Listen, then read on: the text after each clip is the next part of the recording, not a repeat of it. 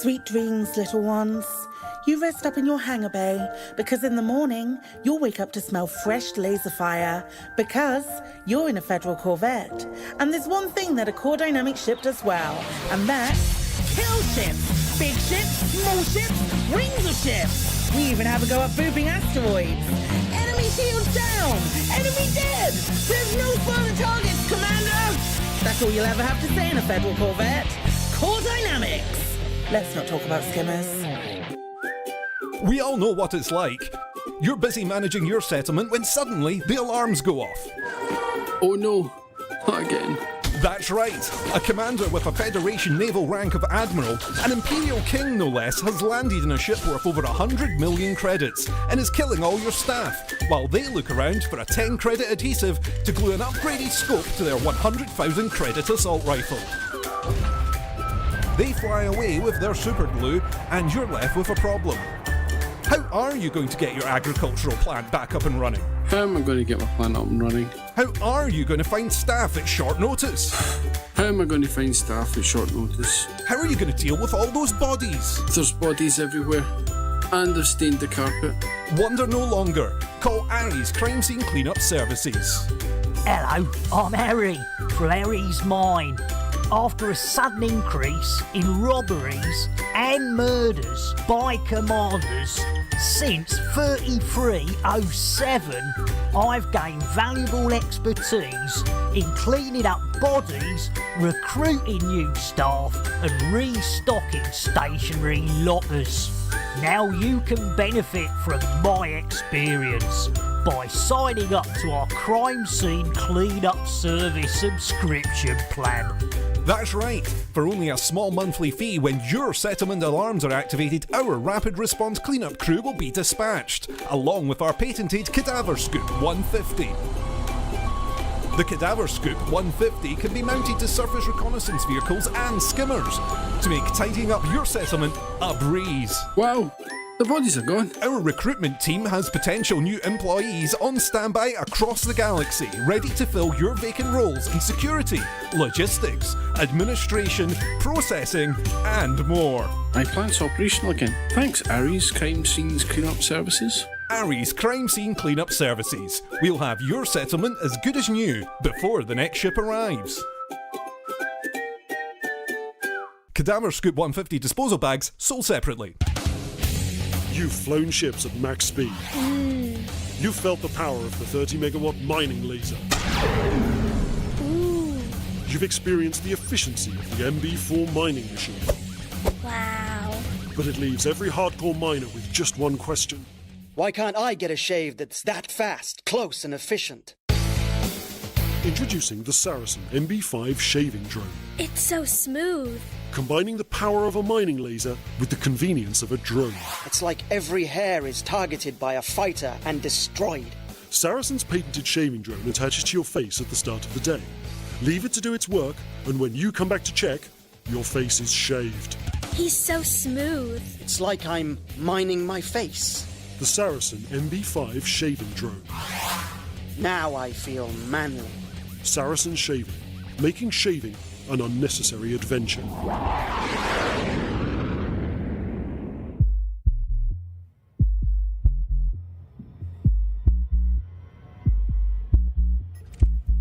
There's a light in the night, and it won't go out.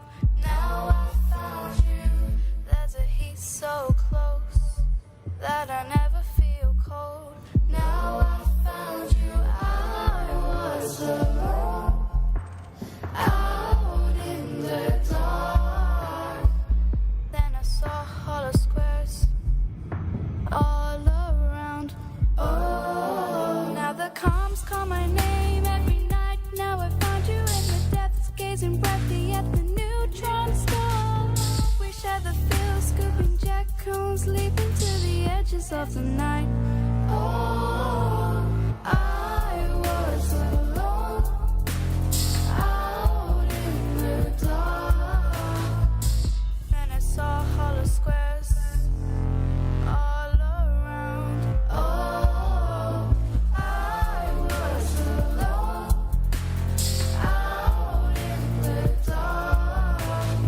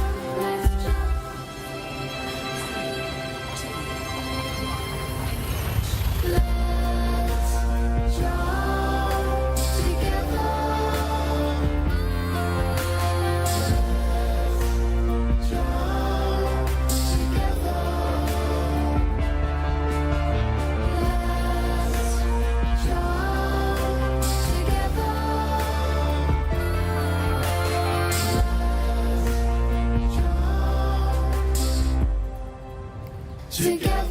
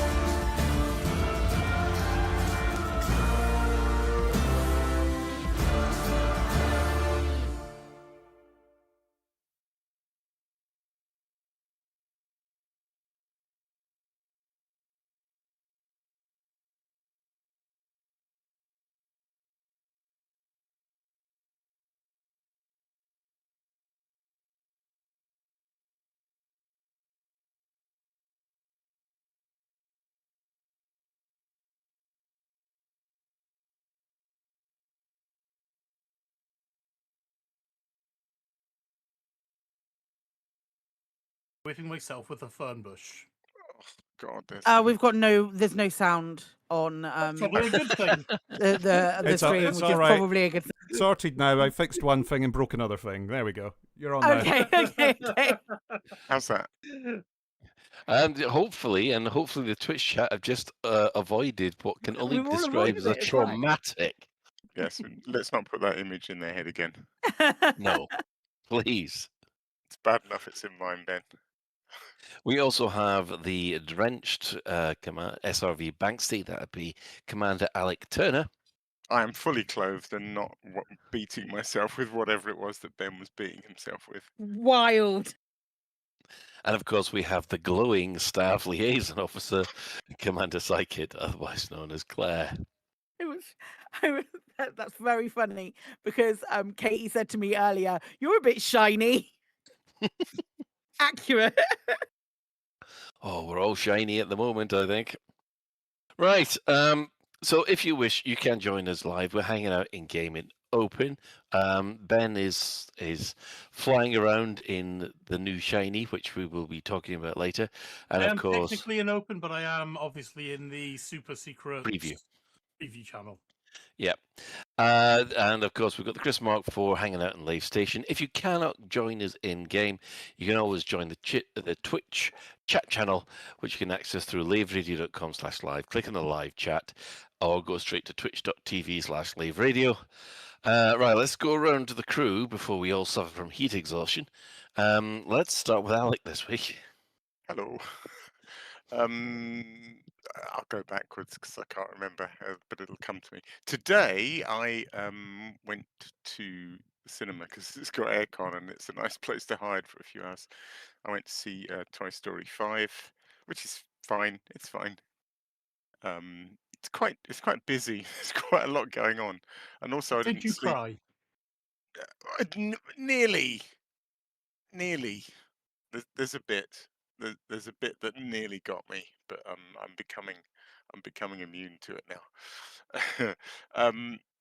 Yeah, I also nearly fell asleep several times because I did not sleep at all well last night because we had a massive thunderstorm that just went on for hours and hours and hours, and it was spectacular. And I quite like thunderstorms, but I couldn't sleep.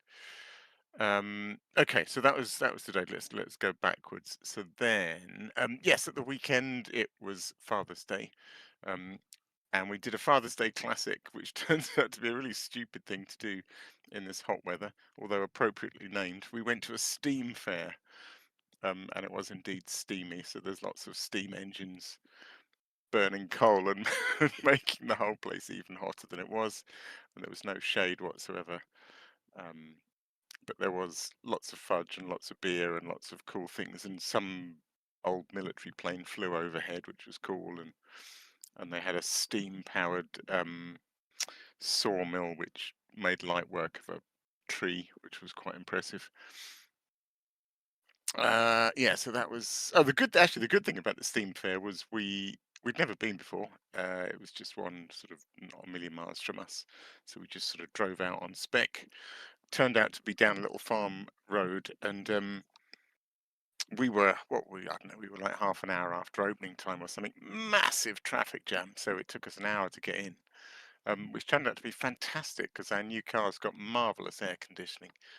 So it was just an hour of sitting in the car, which was lovely. And then we had to get out and go and look at steam things. And then rewinding. What else? Oh, in game, I suppose. In game, we've been having a lot of fun actually. So back on building time trial stuff. I'm trying to build my own, but I get too distracted by what other people are doing at the moment. So I've been helping Nasty Nate out. So Nasty Nate built the pod race time trial that I made a video of on Distant Worlds 3. So they found a really good location for it in the bubble. It's got just the right look, it's got just the right type of canyons. They've even been nerding out a bit and working out how long the actual Phantom Menace pod race circuit should be, and so the circuit's the right length. It covers the right sort of distance. It's only 2 laps rather than 3, but and then so a couple of things that are really, really super exciting about it is One, it turned out that the system architect was somebody who I know really quite well from the forums. So I got in contact and they were kind enough to build us some stations. So we started off, we've got Tuscan's Landing is the Coriolis floating over the planet. So for restocks of crashed ships and things, you can go to Tuscan's Landing. But then on the planet itself, literally alongside the track, like the track winds in and out of various canyons, as does the pod race. But there's a long straight, and the straight goes past a big opening, which is effectively going to be, or would be, Mos Espa, if you know your pod race Phantom Menace stuff, which is the sort of city that was alongside where the pod race happens. And then we've got one of those long tourist settlements that has a bar at one end, and two balconies. There's two balconies as well, outside balconies, literally right alongside the track. So you can, honest to God, either stand in the bar or stand on the balcony and watch the racers go past. It's epic. So that's really cool. And then on top of that, Razafrag, the ED Copilot developer, has been doing some stuff for us to. Basically, you can have your own sound effects. So when you pass through a gate, it's always had this. So if you pass a gate, it's got its own sort of beeps and boops and things. But you can stick your own WAV files in to have your own sound effect for when you trigger a gate on the time trial or when you get to the finish. And Razafrag's done a bit more tweaking to allow different gates to have different sound effects. And all sorts of stuff like that. And the upshot is, although this is absolutely not condoned by Razafrag, who's always very cautious about intellectual property rights and things, so not remotely condoned. But for example, should you want to maybe download all the actual sound effects from Phantom Menace Pod Race, you could have them all trigger in the right place. And I can't possibly say I've done this, but if you do it, it's magnificent. You're literally flying around the pod race course. You're going past the bar. There's people in the bar waving at you as you go past, in my head at least. And Tuscan Raiders you can hear Tuscan Raiders taking shots at you from the appropriate corner when you go past it. Oh, it's so good. Yeah, so that will be coming soon. It's gone dark, unfortunately, but when the sun rises, we'll be launching the Boonta Eve Classic time trial. It's very good. Excellent. I've even, incidentally, I've even bought a Boonta Eve Classic Pod Race T-shirt, which I should be wearing to ECM because it struck me as highly amusing that not only had we built the pod race, but I'd bought the T-shirt as well.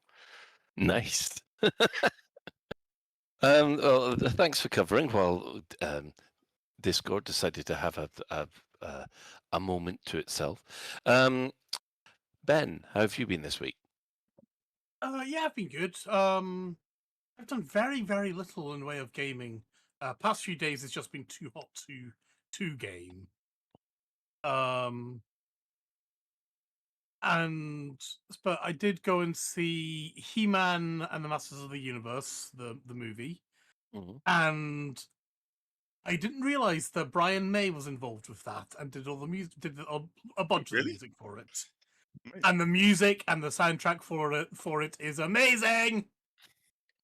And of course, it's got the song Princess of the Universe in the show. Ah, yeah, that Highlander classic.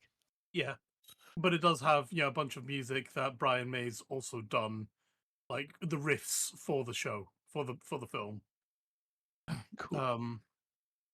It does not take itself seriously. There are some absolutely hilarious moments when Skeletor essentially does his evil laugh, and he's like, "Yo, come on, I'm get with the program here, guys," because all the other guys are just like, "What the hell are you on about? You absolute nutter!" And various other things like that. It's not. It's not a great. It's not high cinema. I gathered that without even seeing it. You might have thought, yeah, it's not high cinema, but it looks like they had a blast, and I just like, just some of the piss takes I loved. I also saw the X-Files movie that Steven Spielberg recently did, and yeah, that Oh. that was a film. Oh, right. It Yeah. was a film, was it? Disclosure Day, isn't it? That's what it's That's called. the one. Mm, Yeah, fair it's enough. basically, yeah. I mean, it was a film. Again, it was enjoyable enough. I'm not complaining for you 2 hours back, but No. Put it this way, I legitimately preferred Masters of the Universe over Disclosure Day. all right. Oh, wow. Yeah. Oh, burn. So basically, you preferred a Jared Leto film over Steven Spielberg. Yeah. Wow.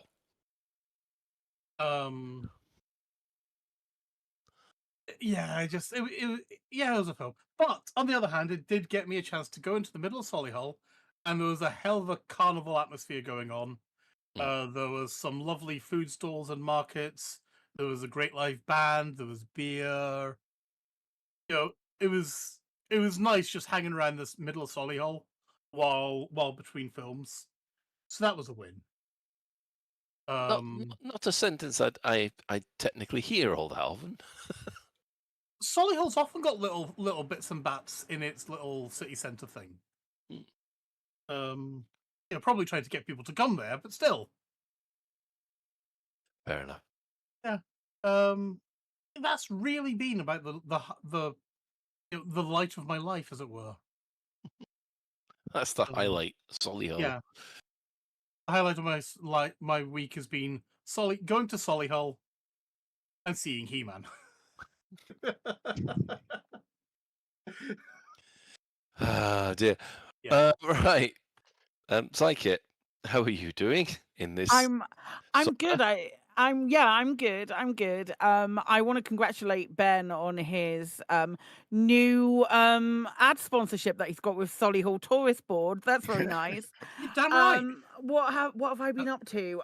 This weekend just gone, I took part in a spelling bee on Twitch, which was a spelling bee in aid of the Drew Project, which is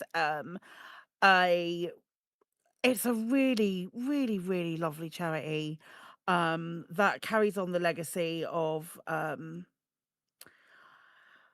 gonna blank on this, but remember a really long time ago, I think it was during Pride Month, about 10 years ago, there was a nightclub in the States somewhere that was attacked, and it was a gay club. Yeah. So one of the like the friends and family of one of the people who didn't make it after that attack, they've created this charity for him, and they do in his name, and they do loads of sort of allyship stuff, which is like guides for schools, and it's just a really, really beautiful charity guide for schools in making sure that they integrate and making sure that they integrate sort of all different relationships and stuff into the world, and making sure that queer kids feel as appreciated and as safe in those spaces. And it's a really, really beautiful charity. But we did a spelling bee. Everybody came. Everybody joined in. I had to spell names of Pokemon. I had to spell names of Greek gods, and I had to spell names of drag queens. I had a lovely time. It was a really, really good time. So we had an awful lot of fun with that, and raised some money for charity, and every single team got exactly the same points, so it was a draw. It was a lot of fun. What else have I been up to? I've been doing a bit of flying of the Nomad. I've been playing some more Jurassic. I've had my hands on the DLC for Planet Coaster that's coming out later this week. which is it's really good. So I've been playing about with that as well. That's kind of about it for me, really. It's been a bit of a stagnant week as far as anything else is concerned. How are you doing, Colin? What have you been up to? It's sweltering. I now know that I'm not. I mean, this is worse than the Dominican Republic. This was the Dominican Republic had a nice breeze. This is just complete and utter just mugginess, muggy heat, and I'm not handling it well. I have been following all these nut jobs that have headed to Miami and watching a whole load of Scotsmen go from pasty white to red in a very, very short time. Sorry, cones aren't any good as lampshades. And other things, I have been playing a lot of Elite. Managed to get my my Caspian to a secluded place halfway, just 2,000 light years away from Colonia. So yes, it's going to wait there until the Nomad arrives, and yeah, just running around and collecting rewards from the CG, and just basically, is that moment, that bit in Elite where you're just there going, don't know what to do. It's Yeah, the so anticipation of an update as well, mate. yeah, I know, but I almost gave in and subscribed to Final Fantasy 14, but the last moment, some little angel tapped me on the shoulder and said, "Do you really want to do that? Do you? Have you got enough left in your life for another MMO?" So yeah, I've backed out of that and removed it from my Steam cart. It's because all Final Fantasy products are in a sale at the moment, and I was there going, "Ooh, no," because yeah, I might actually go through Final Fantasy VII Rebirth again this time, recording it, because yeah, the only problem I have with it is so many mini games. Anyway, that's me. Yes, in my what I can only describe as a growing puddle in this seat. Development news. Well, what have the devs said this week? Well, funny. We had on the 19th of June the June devlog, where they announced that the Nomad will arrive on the 30th, which we've been allowed to play with as part of the partner program, and we'll talk about that more in a bit, because there are opinions to be had. But they did go into more details about the various operations, which some were actually of a bit of a surprise, because what we thought they'd be, as in on foot or on foot only, or a combination of both, yeah, there's not as many as we thought, to be honest. For on foot and mixture. So yeah, it's just bear with me for a second. We've got the terminal prosecution, which is formerly pirate hunt. We've got the tactical takedown, which is formerly counterattack. Reclaim point, which is formerly megaship massacre. Rapid response, which is the surface rescue. Firestorm rescue, which we already know is the burning rescue, and biohazard takedown, which was formerly megaship massacre strike. So yeah, 6 operations at launch, and they went into detail that the networking is going to be via a kind of beta. Yeah, I must admit, when they said that, there's going to be a kind of a network beta while we work all this stuff out, I was there going,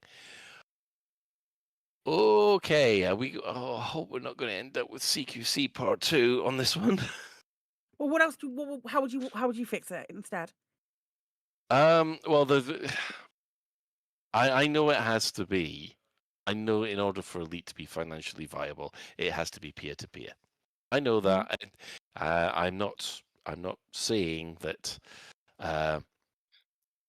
But I do know, as far as the instances are concerned, a more client-server thing just for the instance would probably be better. But I know how difficult that would be for Frontier to spin up so many servers and how expensive that would be. So yeah, I know what the alternatives are. It's just I don't think those alternatives are viable. So yeah. I confess I've never actually tried CQC. So what I know of instancing is that it tends to fall apart with big groups, but this is only ever 4. So, which I guess is that true of CQC as well? Well, So I suppose aside from the thing with CQC where there aren't always people available, yeah. or the people that are available is Musketeer, and but ignoring all that, what is the actual networking like when you get a match? The networking that I found with CQC in the past has been reasonable until someone with a really low ping joins. Right. Once Yeah. someone joins with a really low ping, then the rubber banding really starts to become annoying. Now, that's one of the things that they do quite well is that you won't get someone from Australia joining a UK game because it's too, automatically guaranteed rubber banding. But I Yeah. do know that there are players down under and so on that are complaining that they can never get a game because there is nobody about. So I don't know. I mean, the beta kind of says to me that they've got some ideas. They've got some Yeah, tuning me too. parameters. They've got some tuning parameters that they can jiggle with, and they've got something they think might work, but they reserve the right to fiddle with it a bit until they've got it better. I don't know. Yeah. So it kind of breaks down the operations at launch, which we thought, which is formerly Pirate Hunt, that actually is both in foot and in space, which is nice. That was a surprise. And then we've got tactical takedown. Oh, what are you reading to get that information? Because I have different information about Pirate Hunt being in space. Claire, website. don't read what they sent out because it was wrong. It was the website is also wrong because it doesn't. If you look at the website, hang on. Yeah. Let me pull that I up. think it actually looks right now. The website was also wrong for a bit. It was really badly formatted, but I think it's settled down now. So for Firestorm Rescue doesn't say anything about needing to have a rescue ship, an evac ship, which I think is kind of really weird because it specifies a reclamation point that you need an evac ship. Yeah. So if you are about to go through this, Colin, I would take it all with a grain of salt. Okay then.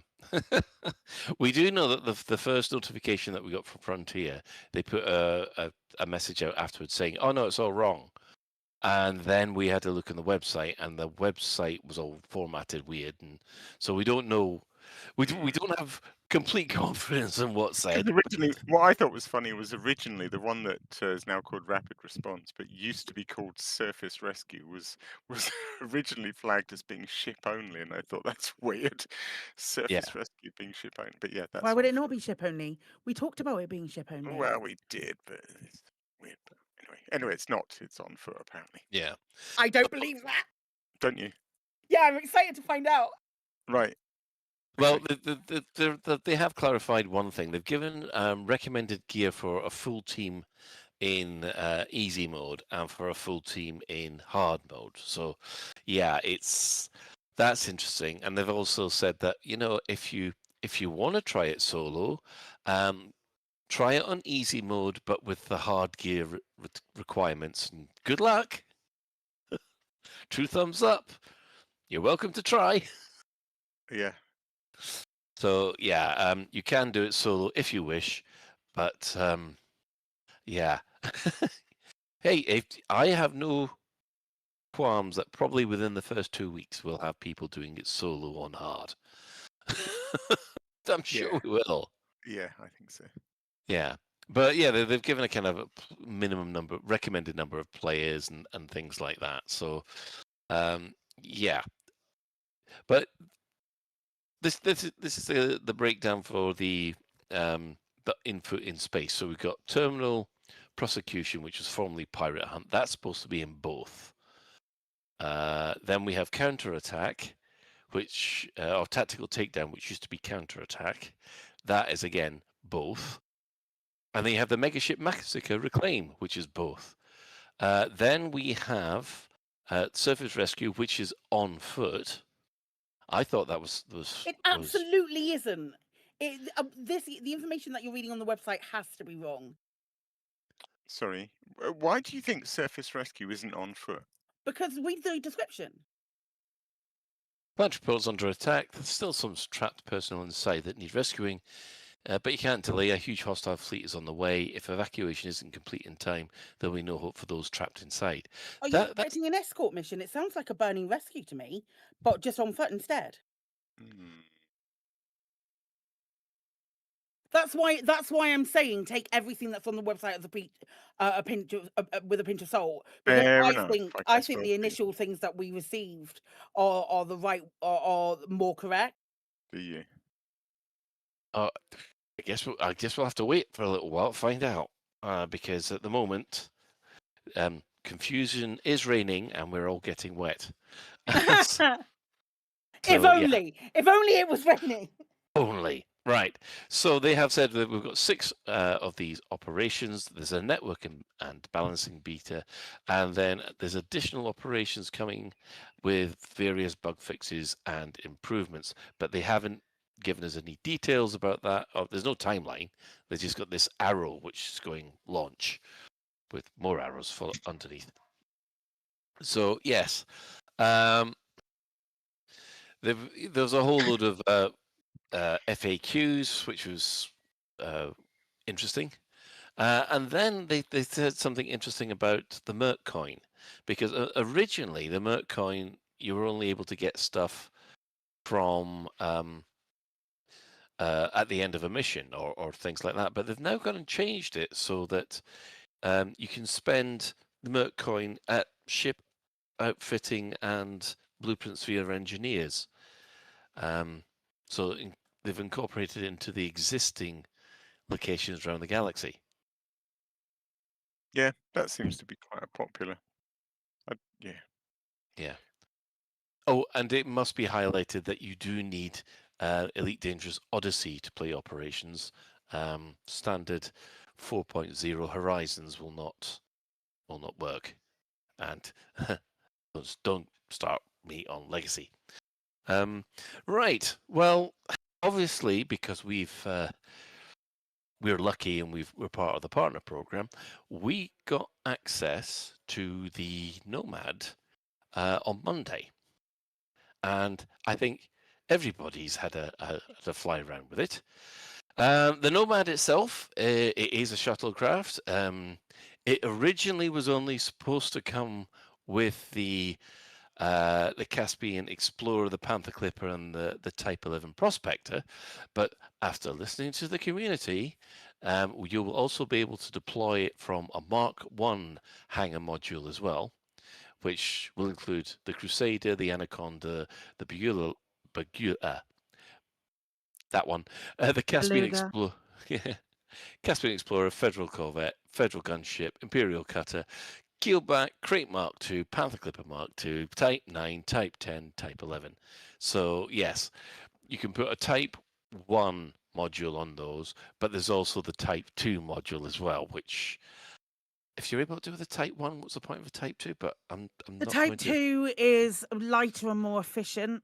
The Type 1 is a brand new, also it's a Type 1 vessel module. Right. So it will be the only, it's a vessel hangar, which is going to be the only one that can have the Nomad in it. Yeah.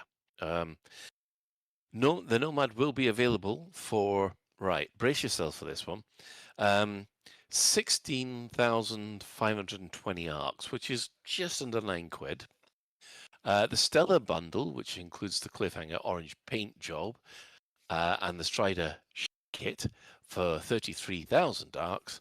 And if you really want to increase your visual choices with the Galactic Bundle, that's 60,000 arcs, which contains all the Stellar Bundle cosmetics, plus the Blue Signal Hollow kit pack, the Rambler ship kit, and the Science Internal kit pack. So the two big features, which I think everybody was, well, we were expecting one. I don't think we were expecting the other. Yeah, we've got the Mark II Discovery Scanner on the Nomad, which allows you to scan for biologicals while flying. And yes, more on that later. And the one that got people really excited was the fact that when you land, you can stand up, and after a quick fade to black, you can walk around the inside and leave the inside of the ship. So yeah, a lot of people took this as, oh no, ship interior isn't far away. Yeah, grain of salt with that one, I think. Right, everybody's had a chance It's to try. basically the same as the It's a bit like the prototype. links. Yeah, it's like Yes. the links. Yeah. But it is cool. It's really cool. It's epic. Right. So let us go around the crew. I think we've all flown it. Let's start with Alec. Alec, what is your first impressions of the Nomad? Yeah, I really like it. It's really fun. It's I didn't. Do you know? I'm not sure. I even tested the EXO, the biology scanner. So someone else could talk about that. I've seen people testing it. It's very cool. But yeah, I went straight to a planet. Actually, I'll tell you what I did. I'll tell you what I did. I went straight to a planet. I deployed it, landed it. I wanted to experiment with, can you land a ship and an SRV and all the different combinations. So I deployed it and landed it. From that state, your mothership is hovering, basically like an SLF mothership, waiting for you to take off and dock with it in the sort of normal SLF manner. So if you just land your Nomad, then the mothership is hovering.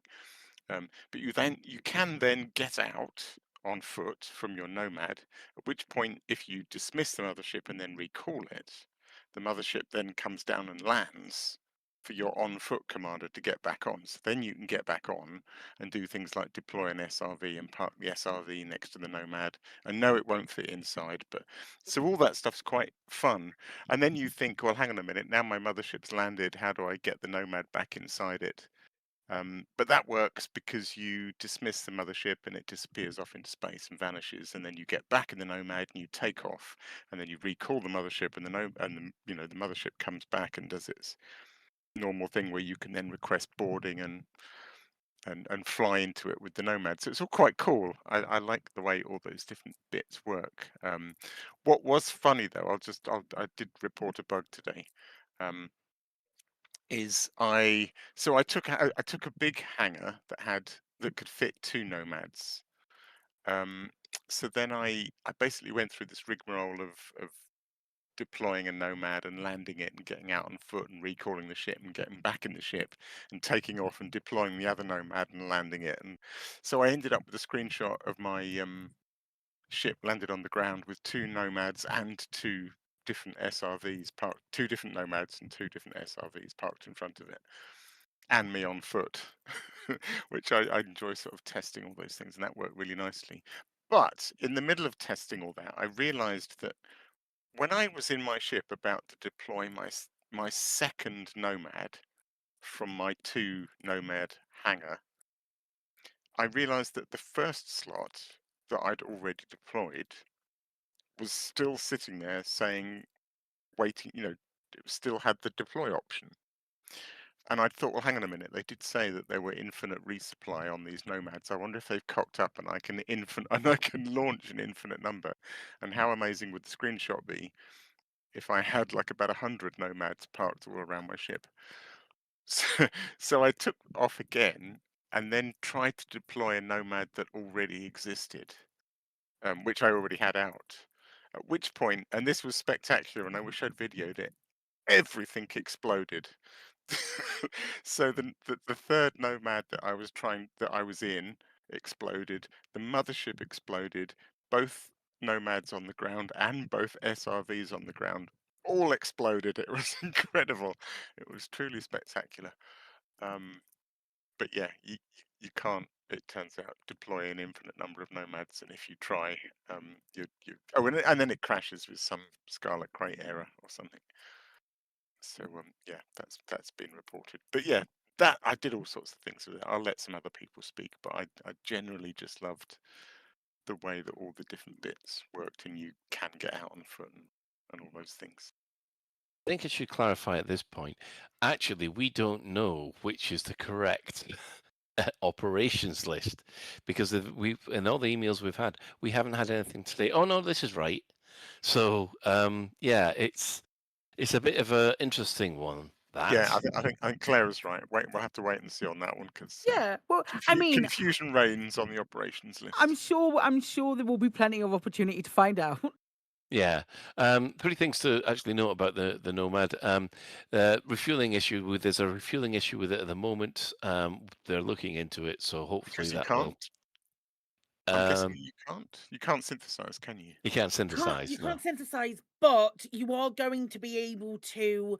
You can't at the moment on the preview server, but when it redocks with its mothership, it should immediately refuel at that point. It doesn't at the moment. Okay.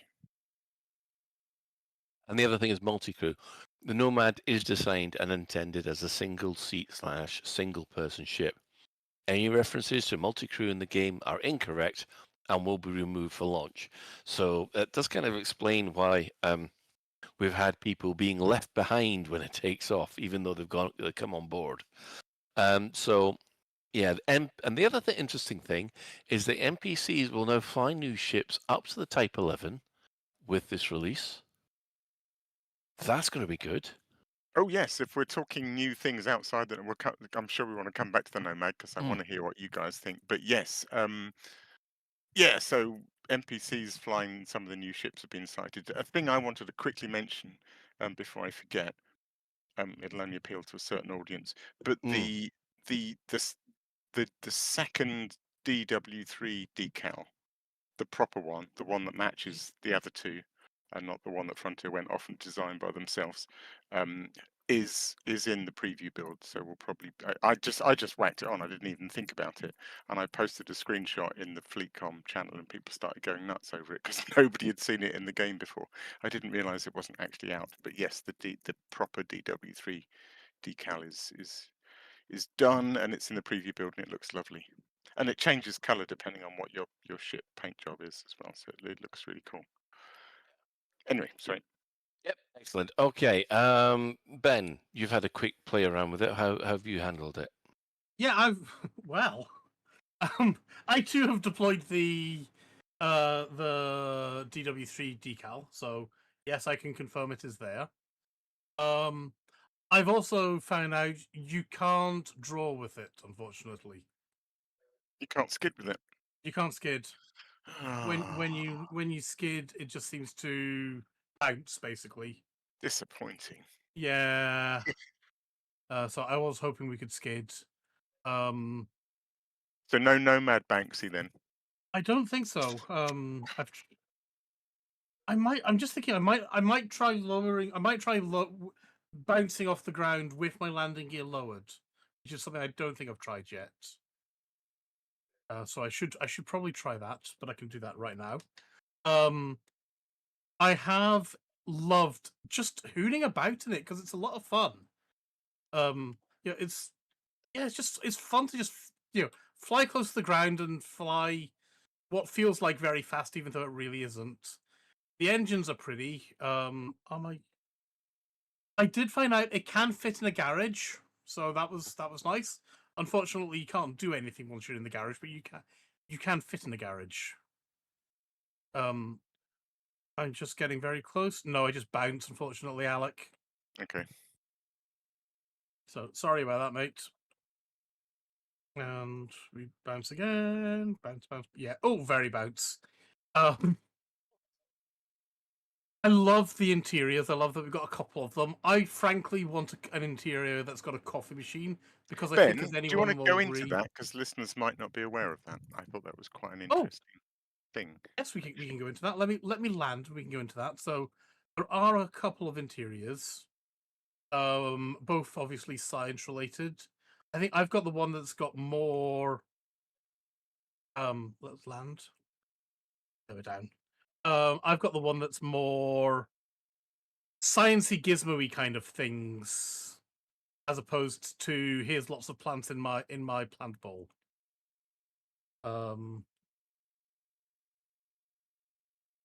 Actually, no, I've got I've got so it's got like microscope, Yeah. I guess for the audio listeners, when you some kind of computery thing that looks like it's maybe doing DNA sequencing or something like that. I guess. I like the little microscope. And there's Yeah. there's the original variant which is just empty, isn't it? It's like the back of the ship is kind of empty. Yeah, you've got an empty hangar. Yeah. I like how like in the links you've got your first icon as well. That's on the floor. It's great. It looks really good. So mine's got that on it, which is cool. Do you have a little baby terrarium for things? I haven't tried it for any flower picking yet. So Colin's gonna have to talk to us about that. Oh, I have got plenty. To I've talk done about on loads that. of it. I think it's really cool. This is the first time we've effectively had interior customization options, right? Yeah. Now, all I need now is my Princess Aisling bedspread. We need a bed in there first. Oh yeah, but once we get that, then we'll. Oh no! I get a bed, and then I can get my Princess Aisling bedspread, and then Frontier can just print money. Yeah, and all that's you how want it works. and all you want on the side is free candy on the side, don't you? I was like, oh god, you know how body pillows are becoming a craze. Are they? Going. Yes, Okay, maybe that's just for my wife then and my kids. Okay. Possible. I don't know, but I thought they were becoming a craze, but it could just be in my family. I just think, I just suddenly got horrific thoughts about Princess Aisling body pillows. But yeah, No, I'm afraid to say all I get for adverts on Facebook at the moment is have this pillow which will stop you snoring, or have you snoring because you've got sleep apnea and you're going to die of sleep apnea. I can't help but think that your wife has like properly curated your algorithm for you, Colin, with subliminal messaging. That is all very possible. I'm showing off the DW3 logo as well. I've got that on one of the side ports on the side door of my thing. There are a couple of the engine modules I'm not that big a fan of, but I love how you can basically. I think you can make it look very much like a sort of a shuttle from Star Trek, essentially. It very much feels like the shuttles from Star Trek. Although this has obviously got bigger engines that sort of point down when it's landing. An update for the Galileo 7. Yeah. Yeah. It's cool how when you get basically the angle of the engines changes as you get lower. I think that's really awesome. I also like how the engines steam when it's on the ground. Just gently. They're steaming at the moment, aren't they? Yeah, I'm just getting steam all the time. I'm getting little puffs of steam. Yeah. Excellent. Yeah. So yeah, I'm really liking it. The only thing I can't quite figure out is, as someone who doesn't do a heck of a lot of biology, I want other uses for this thing. I love it. I want to use it. I don't often go flower picking. Well, I guess you're shit out of luck then, aren't you, Ben? Fuck you! I want to use it, but not for flower picking. There are other uses for it that I have discovered, but I will talk about them when it comes down to my turn. Psychit. I'll preface by saying I am not the target audience for this because it is a ship that is designed for exobiology, and that's not something that I do very, very often, if at all, if I can get away with it. That said, it's beautiful.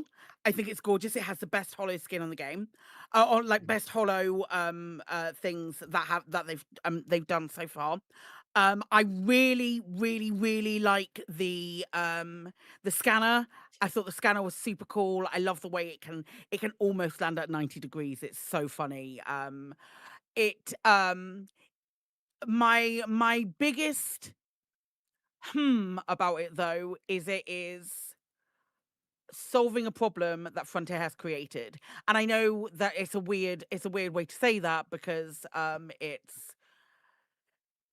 is. It's solving a problem that Frontier has created in a very recent ship that they made. So they made the Caspian and were like, this is going to be able to land anywhere. You're going to be perfectly fine. And then some commanders really fucking struggled. And then and those other commanders who were like, we're going to take this exploring and we're going to have a lot of good fun with it, also are the commanders who do the exobiology and have struggled with the pulse wave. They made the pulse wave even bigger, and that wasn't enough. And those commanders still gave the feedback, we still want more for the pulse wave. And the Nomad is fixing those issues. Am I super pleased that there's another ship launched flying vessel in the game? Absolutely. Will I maybe think about using it to drop in on settlements and do settlement raids, because you can literally land right in the middle of the settlement, maybe for shits and gigs, but I'll probably still take my Mandalay for that. I've seen a lot of people saying that their exploration Mandalays are going to be shelved now and they're going to be Caspian Nomad runners, and that's perfectly fine. That's great. I hope you really, really enjoy it. It's not for me. I think it looks pretty. I love the pink and black skin. I'm glad it comes as part of the galactic thing, which Frontier very generously provide to us. Other than that, it's a good ship. It's fun to fly. But I do also understand that I'm not the target audience, so I'm also okay with that. I'm okay with the fact that I'm not going to be flying it all the time. I hope it paves the way for different types of ship launch vessels in the future that might maybe do trade for larger ships, or do the things that that people are asking for. I would have loved for it to land on small pads. I'd have loved to have it had that option to be able to request docking at a station if you're in a large ship, and just pop out your Nomad and go and do things that you need to do there. But aside from that, yeah,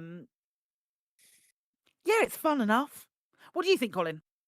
Right. Well, I'll preface it with the fact that yes, this ship is made for the kind of a grain pain that I absolutely love, and that is plant scanning. And yes, you are right to the point where they've said this fixes a problem that's been in the game for 5 years since Odyssey even launched. And that is, now we're using one of these, you will be able to scan and find biologicals a heck of a lot easier. And for that alone, it's an essential purchase for my exploration commander, who's not part of the partner program. So I will be spending genuine money on this. The two things that I found interesting was that, yeah, I did like the fact that you could just get out and walk, but again, I found that maybe a little gimmicky, but it's nice to see, but it's not what I was really looking forward to. I was hoping for something else, but yeah, that's by the by.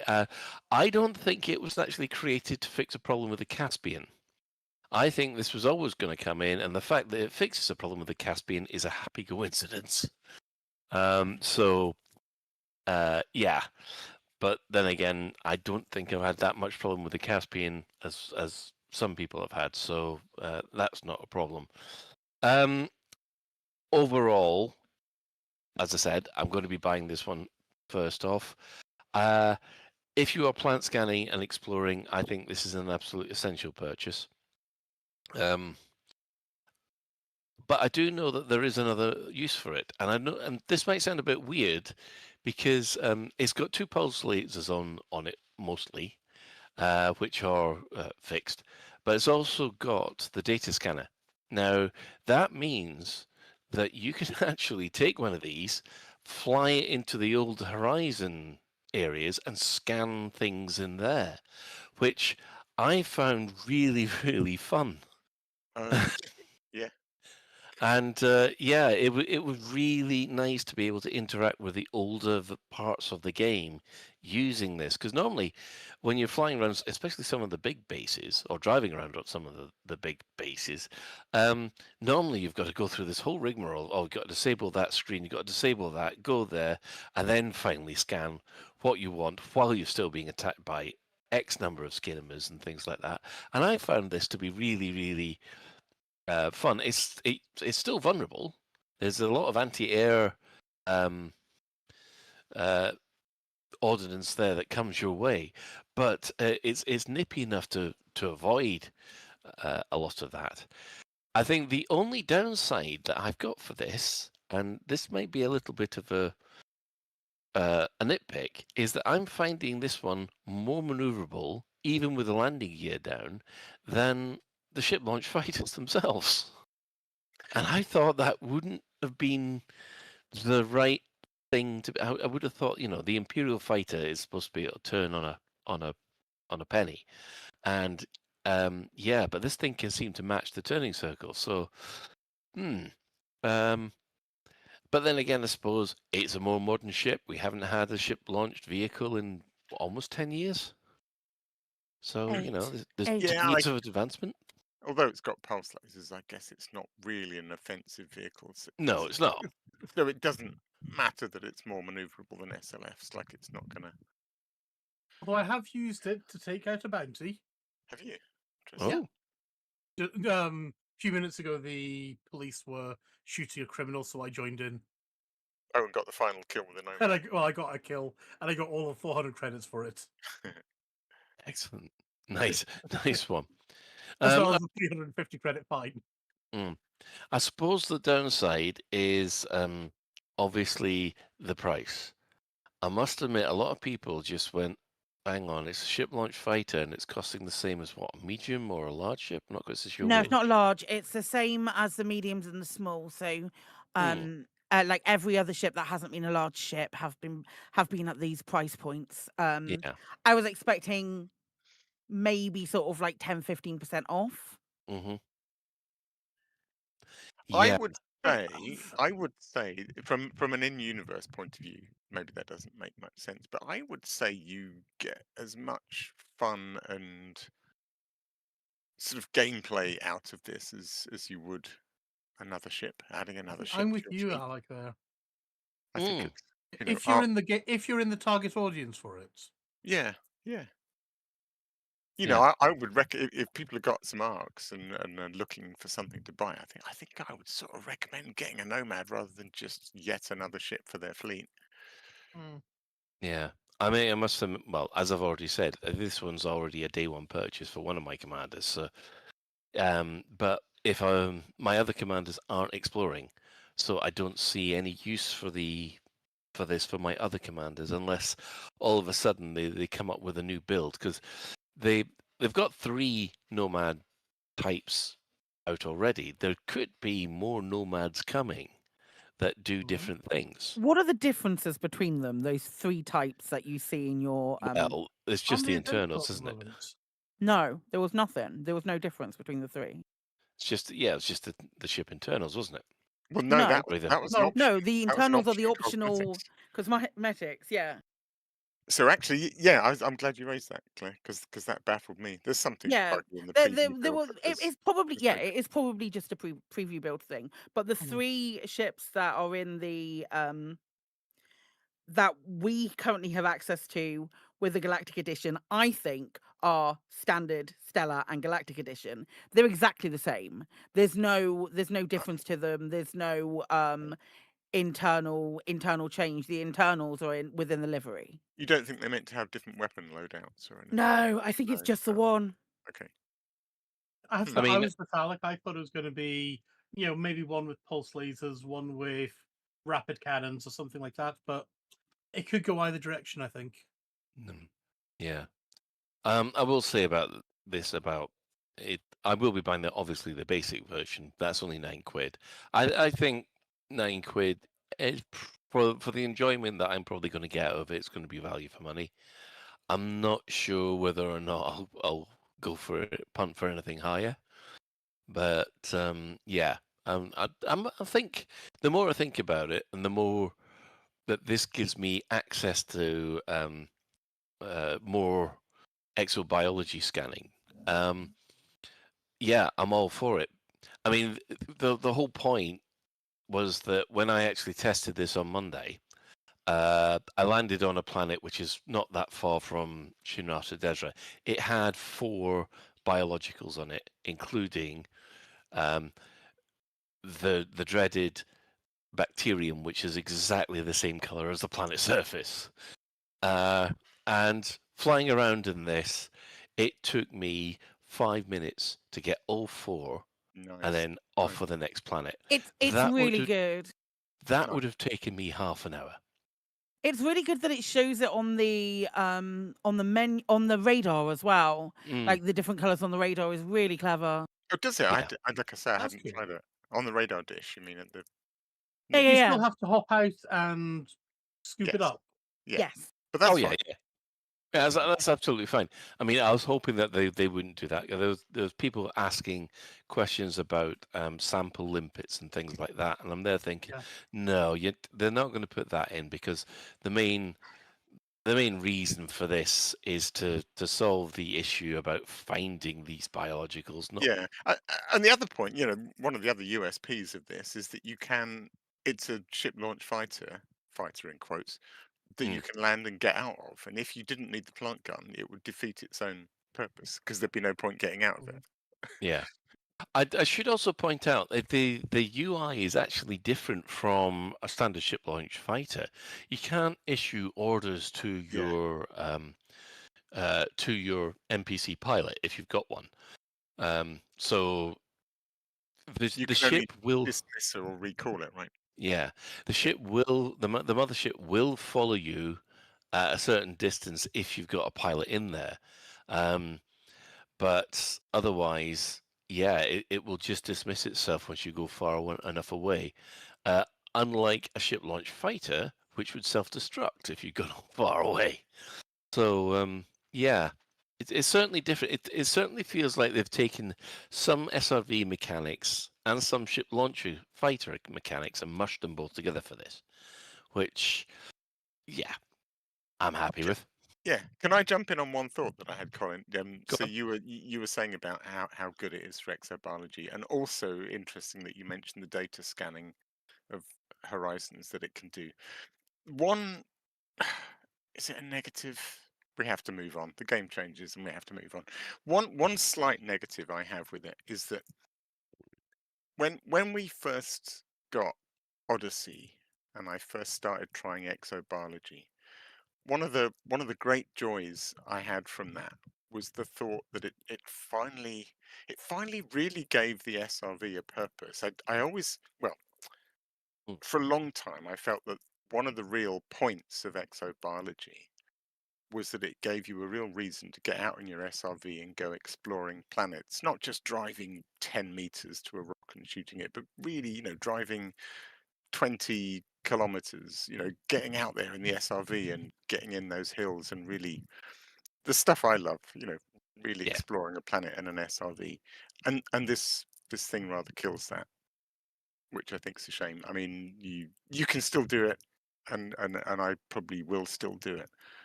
But if you're actually looking to do exobiology efficiently, why on earth would you go driving around in an SRV anymore? Which I feel a bit sad about. Especially when the new when the exobiology CG drops second of June? Do we say 2nd of July? 1st of July? Something like that maybe? Yeah. Yeah. I understand where you're coming from there, Alec. But, I mean, but equally, I also fully appreciate that an awful lot of people hate driving the SRV with a vengeance, and so this is great for them. They can do exobiology now without having to do that. Yeah, I mean the SR. I'll probably still use the SRV because there are times when I find I like you. I enjoy it. It's just that sometimes it can be frustrating because you don't have that scanning capability that the Nomad has, and so you haven't used the Eyeball Mark One, which let me be honest, it is quite fun when you come across plants which you see off in a distance, head towards them, you find them, you scan them, excellent.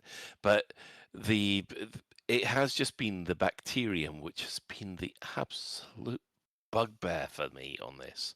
It And now lights that we've up. got Bacterium this, lights up so big as well, oh, doesn't it? It's it does now. great.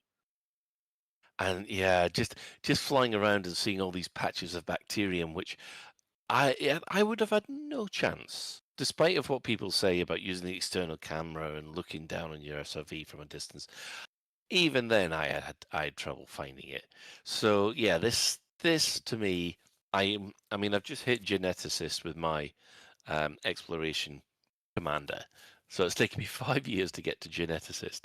I can see myself finally getting to elite probably within the next month and a half, which will be an achievement for me because yeah, it's been a while doing this commander. Right, just quickly as far as the Nomad's concerned, final thoughts. Let's go with Ben. It's a great sachet. I would like something I can actually do with it that fits into my gameplay. Right. Okay. I take it the same for you, Psychic. I think I'm probably going to do some exploration. I'll do a little bit of exploration. It's opened the door of exobiology to me. That I didn't. I had that door was firmly shut, and now it might be slightly ajar because I can go. I can. Frontier have fixed a problem of FOMO as well in the fact that I can go out fucking miles in a Caspian and be back for tea. So I can just pick a system a little while away, go do that, do scan that and come back. It's another avenue for content when I'm not wanting to do operations or anything else. It's something else that's there. Would I get one personally if I very graciously I'm not very, very grateful for the one that I have, but would I get one personally? No, I'd wait until I'd wait the 3 months or however long it is until the early access period is done. I'm not desperate for this, especially at that price. Yeah. And finally, Alec. Everything I'd expected and more, I would say. And the thing of it opening up and just being able to walk down the ramp rather than materializing is it's the Armstrong mode. We finally have the Armstrong mode. And being able to walk back in and walk up to the back of the seat and press E. I mean, my only tiny niggle is that when you press E, it says board ship rather than sit down. If it said sit down, that would be chef's kiss. Yeah, we should point out you still get that fade to black as you leave the seat and then move. That's obviously that transition is something I don't know, that's but into that's the such game. a little thing. What do you want? You want the seat to spin round and them to bother with an animation of your knees bending and By the time I don't mind that. by the time I finished playing with it, I was getting pissed off that the doors weren't opening quick enough. Come on. Yeah, and I was just like, I could feel myself getting just a second earlier if those doors opened just a second earlier, and I could just continue the movement straight in, and that was after one day of playing. Just imagine if you got on board your Corvette and you had to go through all the Corvette before you got to the pilot seat. 100%. Yeah. I genuinely, I would put down the game. That would be it for me. Why do I have to walk now when I just have to click on a button and I'm in my pilot seat? Absolutely not. But immersion. I guess you're shit out of luck then, Ben, aren't you? Well, it's a silly question actually. How do you get it? 'Cause whenever I've left the Nomad, the doors have stayed open for me. Oh, just walk a bit further away. Yeah. Okay, I've never walked that far away, I guess. Yeah, I was running around hundreds of meters away from it, and of course the doors close. And once you get within 50 to 25 meters, the doors do open. Oh, and So you can't lock people inside either. You can't. They just walk straight out. yeah, It's very Yeah. annoying. you I can't will you not can't try kidnap that. anybody. You can't shove them at the back when you're up in orbit or anything like that. All that lovely stuff that people were They can stand on the top when you yes. take off, but you have to fly very slowly. That's the same as every other ship, though. Exactly. I've just had a thought.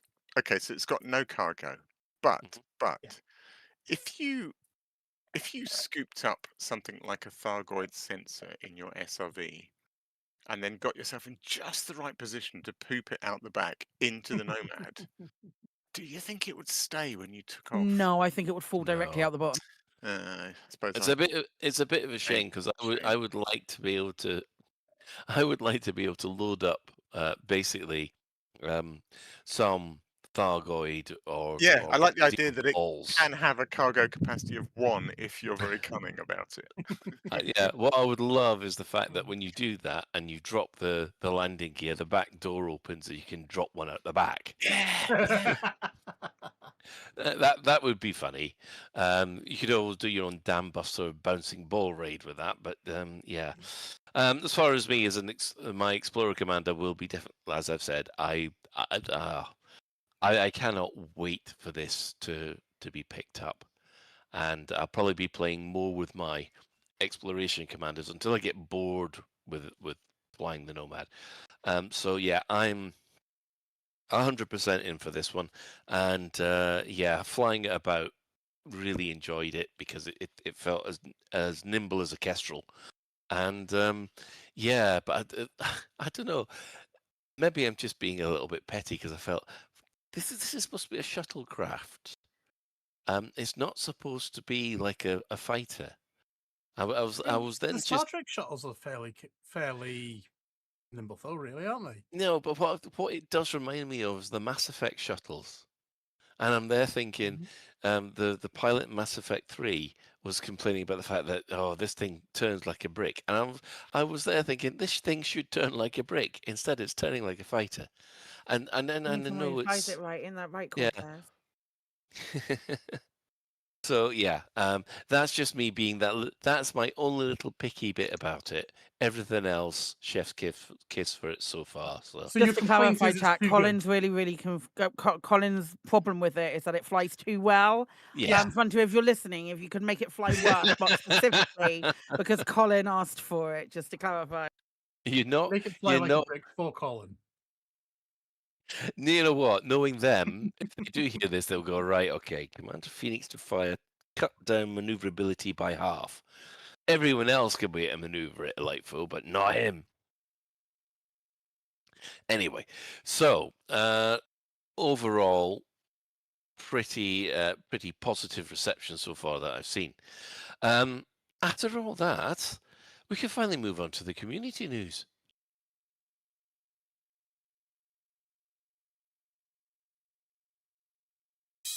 And now, to the community coroner.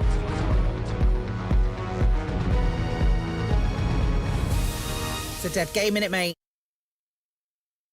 You see, very carefully, I've cunningly planned this to not have too much community news because I knew we'd be running late, and definitely nothing to do with the fact that I couldn't find any.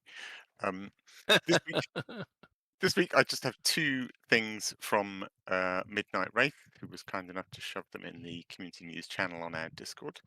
2 neat little utilities. One is called 07 Debrief. I quite like this. I might actually try this. It's a third-party tool that you can download, and it basically looks at your journal. And basically, what it does is, at the end of a gaming session, so basically when you finish your gaming session, you quit Elite, it gives you a little debrief. So it tells you, how many jumps you've used, how much, I don't know, how much fuel you burnt, how many kills you had, how many discoveries you made. So it's really nicely presented, and it gives you a little debrief of your session, which I like. That's quite fun.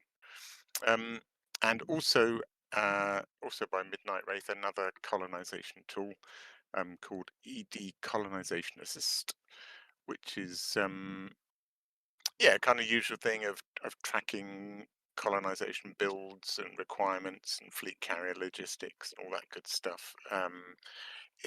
One of the nice things is it operates through a local website, and you can also, if you've got something like a tablet or something, then you can use your tablet as a second screen and bring up the colonization stats on that. So and it again reads your journal and does all that stuff. So yeah, a couple of nice little tools from Midnight Wraith, but nothing else this week. Oh. Everyone's just too hot to make videos, I think. Everybody's too hot, and they're all waiting to get their hands on the Nomad. To be honest, I think.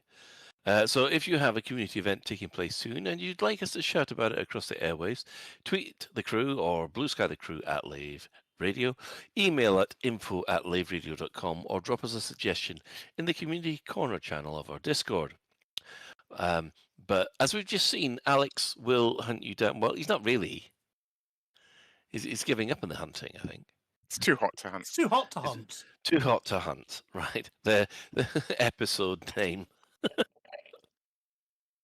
Right, let's move on to the in-game events. What has happened this week? Well, obviously on Thursday, 18th of June, the CG that's been running for the last 2 weeks has ended. Frontline Solutions begins runner production. So congratulations to everybody who got their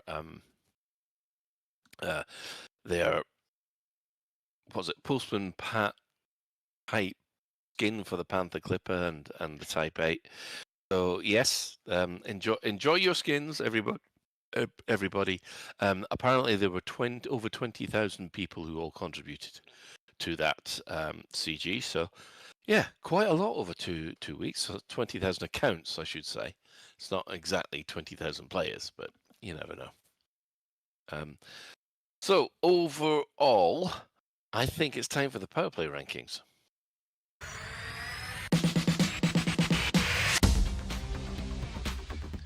In last place, gaining no systems whatsoever, we have Denta Petraeus at 661 systems.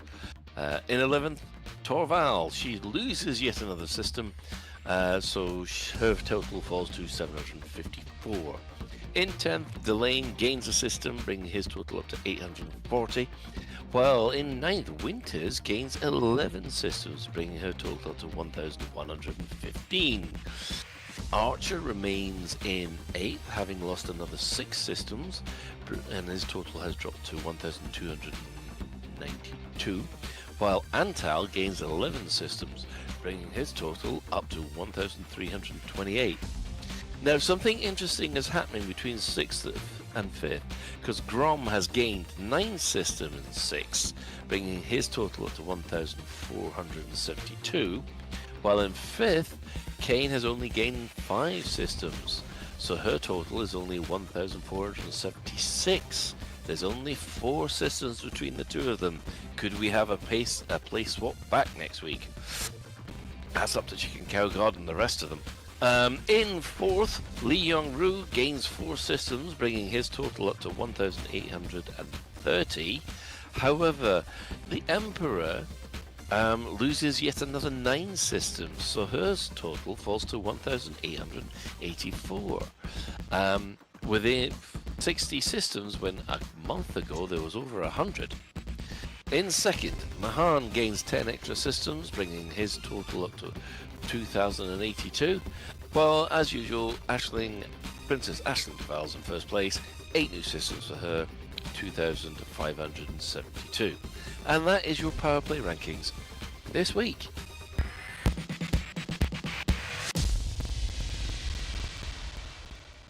Now, every time I'm watching this, I'm thinking F1, because I'm not interested in who's winning. I'm interested in who's fighting further down. Yeah, there you go. Yeah. So yeah, it looks like Liu Yong-Ri is beginning to catch the Emperor. I am getting concerned with Arissa. Mind you, again, I did nothing for Arissa this week, so maybe I should put my money where my mouth is. It's on Colin, lads. It's on Colin. But yeah, it's interesting to see that Lee Young-Roo's beginning to catch. And I reckon that maybe in a couple of months he might actually be the new third placer, but we'll just have to wait and see. But an interesting, but if quiet week as far as power play is concerned. Well, do we really want to do that time of the week again? Sound Sure. engineer says no. Well, that's fair enough then. Yeah, let's be honest. There's nothing new in the store at the moment because we're obviously waiting till the 30th. But if you still want a cheap Panther Clip or a Type 8 skin, they're still on sale in the store. I tell you So- what, though, there'll be loads next week. Absolutely loads. We'll be inundated with Nomad shit. And Caspian stuff, I expect. Yeah, Gotta sell probably. those 'Cause Caspians. something. Make sure that your Caspian and Nomad have got the same matching Matchy hollow pad. matchy. Yes. You know what? You don't I want actually- mismatch. I want a pure white skin. I think I need one for the shuttlecraft effect, or maybe a light red line. Yeah, I can see where you're going for that. I mean, I Yeah. still prefer the kind of metal grey of the more of the more movie era Mhm. chips. But yeah, okay. So we're going to take an ad break, and I guess we'll come back with the questions that we've been asking about operations. New from Azimuth Biotech, it's Tickle Me Thargoid. Tickle Me Thargoid is fun for all the family. Teach your little anti-Xeno commander the difference between an Orthrus and a Cyclops, a Basilisk and a Medusa. Count the hearts. 1, 2, 3, 4. It's a Cyclops. All Tickle Me Thargoids spray realistic caustic clouds. Not near the curtains. I love you, Tickle Me Thargoid. Tickle Me Thargoid. Available now from branches of Lave Toy Depot and other retailers. Hey Commanders, this is Mick from Crazy Mick's Reptile Emporium and Warehouse. Due to a hysterical ordering mishap and not reading the fine print, I'm currently in possession of over 10,000 snakes. Many of which are deadly, so everything must go. We have anacondas, asps, cobras, dimebacks, fodlans, keelback, kraits, mambas, pythons, sidewinders and vipers, none of which are capable of spaceflight without being strapped to a rocket. Need a pet for your cockpit? Buy a snake. Need to scare your mother-in-law and give her a heart attack for the insurance money? Buy a snake. Need to fill a beluga full of snakes to assassinate a witness on their way to a Federation courthouse? Buy many snakes. Bulk discounts are available at Crazy Mick's Reptile Emporium and Warehouse. You can find us in the Lave Business Directory or visit us at the former site of Sensible Michael's Shipyard and Outfitting Warehouse. Will somebody get these mother snakes out of my mother warehouse? From the porcelain palace of People's Princess Aisling Duval comes a fragrance like no other. Duval. Infused with the steam of stardom and the bare essence of excellence. Duval. Eau de Bain is not just a scent, it's a statement. Duval. Crafted from the actual bathwater of Aisling Duval, this limited edition elixir captures notes of sapphire lotus, imperial sandalwood, and the untouchable aura of a true icon. Duval. Make your friends blue-haired with envy. Eau de Bain, a new fragrance by Aisling Duval. Duval. Take a dip.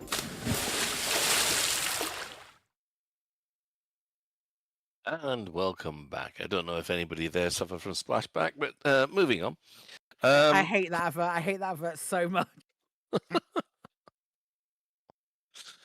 Claire, the questions. Oh yeah, hey, we'll ask another question. Well, I'll actually ask a question. I've been a couple of weeks without asking one. On a Sunday, around at some point between 12 and 2, which is when Claire gets all of her work done of a week. That's not true. God, 3 a.m. on Thursday, I've got questions. When I get lots of my bits and bobs done. One of those things that I do during that time, because Chris Mark 4 is being amazing on Black Diamond FM and doing his amazing show. I will do the question of the week as part of that. That goes out on Twitter, on Blue Sky, and it goes out in our Discord as well on our question of the week channel. We didn't ask the question last week because we didn't get to the end of all of the operations stuff. Because we had a little tiny bit of a shorter show last week because we wanted to give time to this. So when we asked about all your predictions, now we know even more about it. Now we are on the point where we are asking general feelings. Like, how do you feel about operations? Will you be giving it a go? What makes you feel it that way? And is there anything that you could find out that would change your mind either way? Colin, do you want to start us off? Yeah, Sivian. I might. It's a mixed bag for me. What deters me is that I most likely wouldn't be that great at it because I'm not that great with shooters, and I have no engineering suits for the current mission possibilities. Feelings change quite rapidly, so I can see my current mood. I can see what my current mood is when it arrives. I am excited and hyped for it at this moment, though. What would change my mind depends on the people that I play the first missions with. If it fails, but we had fun, then I'm hooked. If we win and had fun, the same. But if it doesn't connect commanders with each other in a friendly way, it'll be a pass for me. Yeah. Yes. Good point. Yeah, I feel that we talked about that, didn't we? Yeah. About the Yeah, matchmaking if you stuff. don't already have your group of mates that you're going to try it with, and you're reliant on that, then it will definitely depend on who you get match made with. Epaphras says, I'm going to give it a go once it's live. We'll also be trying them solo to see if I can do it or get my ass handed to me within the first few seconds. Yay! Yay! That's so fun.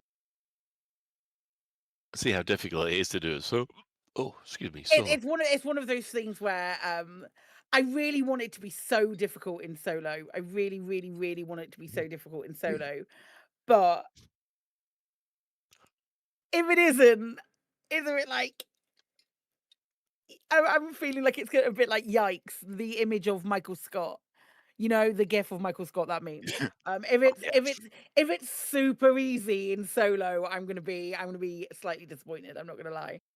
I must admit, I'm expecting you to have the armor of RoboCop to get through there, even on easy by yourself. I hope so. I Yeah. really, truly hope so. Jason Lopez says, yes, I am, and I'm only commenting just to bug Psychic. Cool. There you go. Thanks for your comment. Mission Thanks for your accomplished. ongoing engagement. Fair enough. Raven's going to be there on launch and have a good level of anticipation as we can finally mix ship and on-foot gameplay. Gameplay? What the hell's gameplay? Gameplay. But sorry to be a negative Nelly. I think we're going to walk away in a week realizing there's no new gameplay, just old loops stitched together. I also feel fear for solos. At the moment, I think the fact that there's a little bit of variety with the actual station rescue that is not available in the standard station rescue. Mm-hmm. I think that shows the potential of these things. Yeah, I agree with you, Col. I think there's a I think we've already seen stuff that is new. So it might be in a few, if it's always the same with these things. If we go at it really hard and we get them all done and we play it over and over and over and over again, it's going to start to feel like a grind. But if you just dip in with your pals every now and again, or you dip in solo, see who you come up with, you know? Yes, I know. I've just remembered, actually, where this might have been in the devlog or But didn't Frontier say they were going to do a deep? There was so much new stuff to see Yeah, that they did. they were going to do a deep dive on all the assets and stuff. Yeah, they're going to do a thing with Simon Brewer where they're going to talk Yeah, about right. the Fun. That got me excited. hmm. Is it me? I lost No. track. No, it's Commander yeah. Korenberg. Two things are on the cards for me post update. On one hand, getting a Nomad fitted to Reaping Cheap's Destiny, my Caspian, and then heading off into the black to harass some bios. And the other is getting a squad together to have a go at operations, as we always enjoy an evening of pew pew. So it's getting the gang together. You could even have it with your own A-team theme tune. Right, Big Al Cappuccino says, after grinding on for engineering and mods for 2 weeks in preparation for operations, including many on-foot missions, I would say, hell yeah, put me in, boss. I'm a solo player, so hopefully that works, or if matchmaking is mandatory, it's got enough players of the right disposition and temperament. My two main concerns are the operations feel more game than simulation, breaking the "this is me in space" immersion Elite Dangerous achieves, and that for us solo sods, it does not allow us to scratch that itch. Yeah, Yeah. actually, yeah, I do agree with the point about feeling more game than simulation. It's like if I feel like do I feel like I'm taking part in something that's happening in the Elite Dangerous universe, or am I playing a mini game off to the side? Yeah, are you playing a a virtual MMO off to the side? Like, Yeah, it's it's silly, but that will be a big one for me.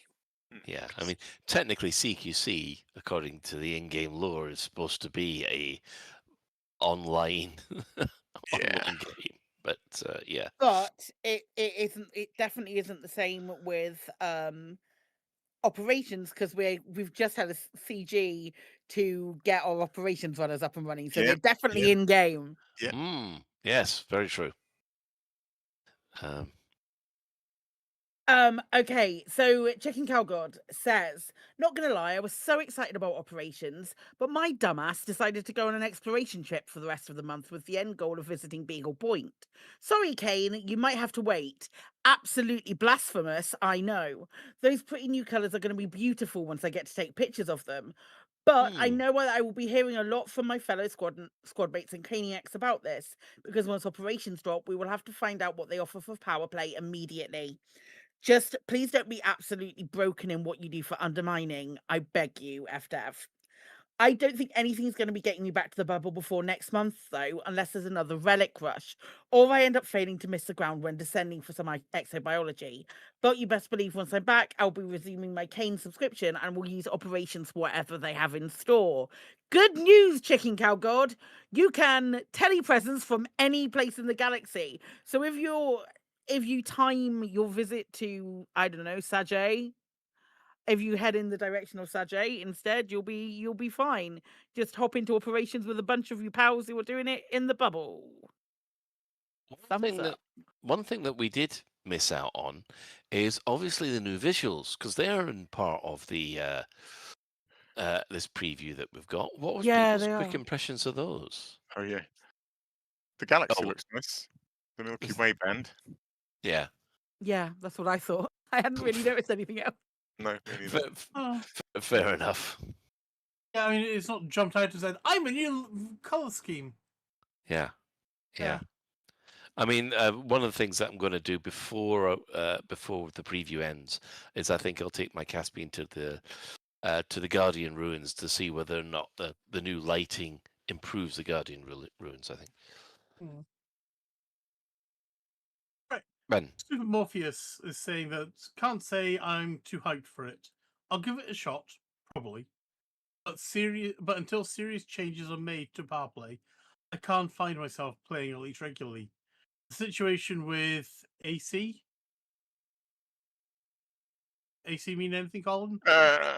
Ancient. No, I was going to say relics, but no. I'm assuming it's a power play thing, but I don't know. Yeah, but The situation with AC, whatever that is, has been the final nail in the coffin. Huh. Air conditioning. All Alpha I Centauri. Yeah, the all I situation with see the air is conditioning. Alpha Centauri is Oh. Alpha Centauri. Oh, of Okay. course. Yes. And because of the AC has, yeah. Fair enough. Alpha Right. Centauri just means Hustle Orbital to me. Well, yeah, I mean, it's the ironic factor about that is that it actually is able to undermine for once. Mhm. Right. I have Murderbot. I'll try it for sure, especially with that name. Maybe not day one. I'm not super excited for it, but I'm not mad about it either. If it lives up to the hype, I think a lot of players are going to really enjoy it and bring new life to the game. It's a live service game, and not every aspect has to be something that I enjoy. I love Elite. I love it that Elite has something for everybody. Which Yeah. Alex from Earth, not that one, says, even if the game is called Dangerous, I have de facto never fired a weapon in it after I finished the tutorial. And currently, I like it that way. I roleplay as a peaceful explorer and tourist, and I like to go into deep space together with other commanders. Of course, I'm playing an open, and sometimes I get killed there, but that is the fate of a peaceful commander in a dangerous galaxy. Coming from that role, my problem with operations isn't every operation that was presented about fighting. While I like the operations concept on a technical level, I think it is tailored specifically to commanders who want to fight. For me, I could imagine some multi-stage transport, exploration and repair missions inside megaships, but I'm afraid that is not the concept. Explorers, traders, miners will not benefit from it, I fear. That's got a point. In the initial Yeah. six, certainly not. I mean, maybe there's one where you have to. It is all fighting. Yeah. They talked Okay. about it though, didn't they? They talked about it on the when they first did operations. They said that the ones that they currently got planned are around combat and mining. Yeah. Those were the two that they mentioned that they. But we will be looking to include extra things down the line. Was the wording? People, I'm starting to think that a lot of Elite Dangerous players are goldfish. Long Miles says, I'm still looking forward to Operations and I'm planning to give it a shot. I'm all for anything that adds more to the game and expands play options, and I'd like to reward the work they've done on this expansion to encourage them to work more on how missions are structured and to expand on ways for players to team up more often and more easily. I'd be a lot more excited about Operations if it seemed that there were opportunities for players to take on specific roles in the mission. One person kitted for dogfighting, another for passenger transport, or two people in Dominator suits and one in a Maverick, that kind of thing. What I'm a bit worried about is all the missions seem very heavily geared around combat, and I don't know that there's a lot of room for that kind of role assignment on foot outside of we need one person with the cutter, everyone else should be kitted out the same.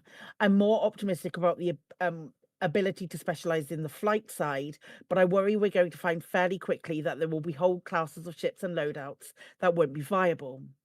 I don't want full-blown tank/heal/DPS style mechanics, but something that lets us differentiate our playstyles from one another in the missions would make me a lot more excited to try it day one. I'm hopeful that we'll get missions that incorporate more game loops as operations matures. Let me chew through a rock in a Type 11 while my teammates keep waves of pirates at bay, or let me run interference for some madman in a Cobra plunging into an installation's corridors to plunging into an installation's corridors to hack defenses. I'm absolutely burning to try a Nomad though.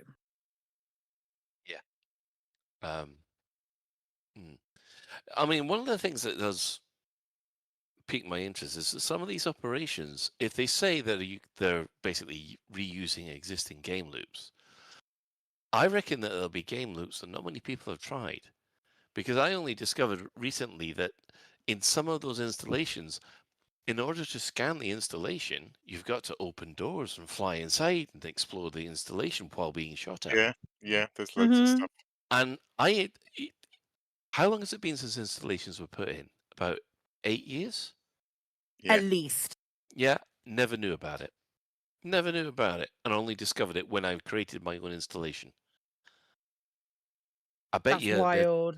I bet you there's an awful lot of people that are like me that don't know that this kind of stuff exists.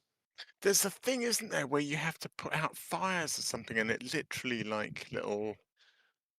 I can't remember which limpet you use for it, but it literally like sort of sprays the things that are on fire and like fire extinguishes them out. Oh, there's all sorts of little things that people don't get to see very often. Okay. Yep. Right. Nicey, I will certainly be giving it a go. But I do worry that the emphasis on multiplayer may prove to be an issue. Elite's core audience are, and let's be honest here, old and may have other commitments that make it harder to do regular multiplayer sessions. If Ops is designed in a way that voice calls with strangers in matchmaking is not required, great. If not, it may have a rough time. Either way, we'll judge it when I play it, and play it I will. I think it's a case of let's schedule a certain time a week and all give it a go. I have to. I am looking forward to hopefully bringing back our Monday mornings, our Monday evening play sessions again, Colin.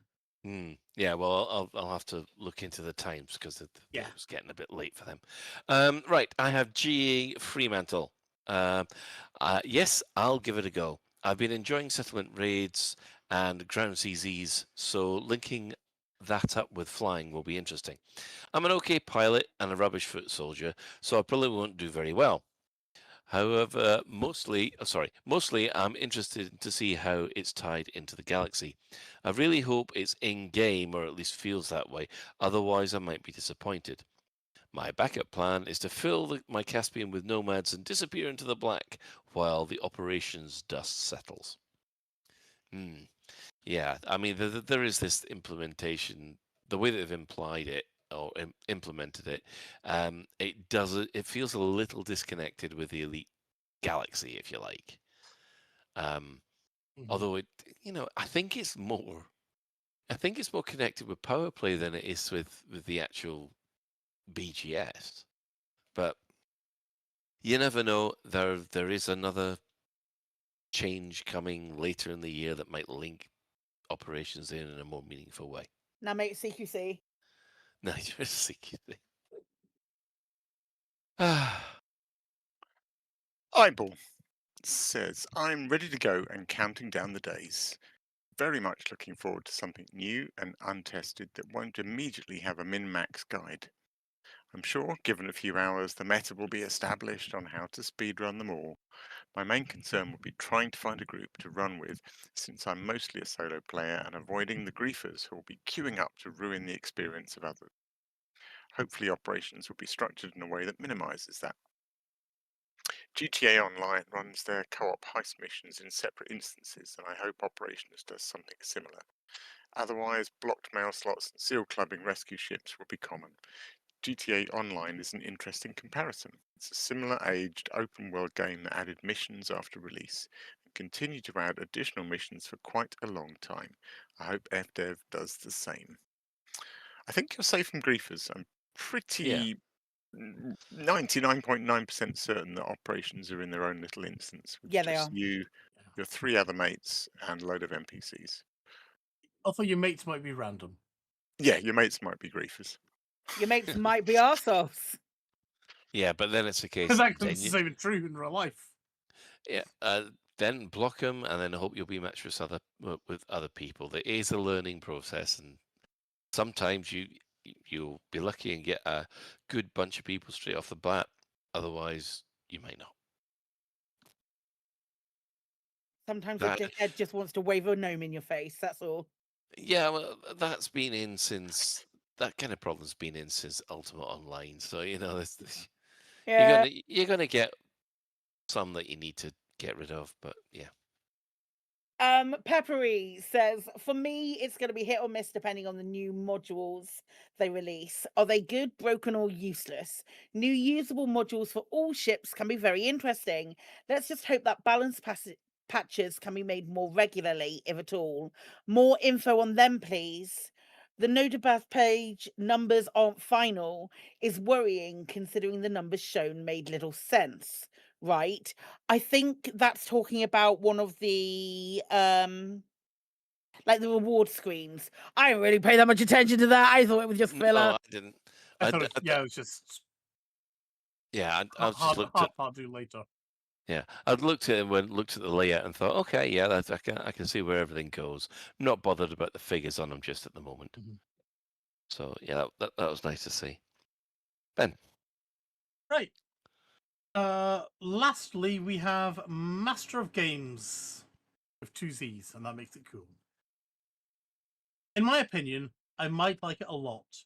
But the difficulty levels are if the difficulty levels are too difficult for me, I don't think I'll be able to finish my first few operations when I try them. I'm definitely not gonna hop right when ops drops, but I'll ease into it after I try to get a comfortable skill level for on-foot combat.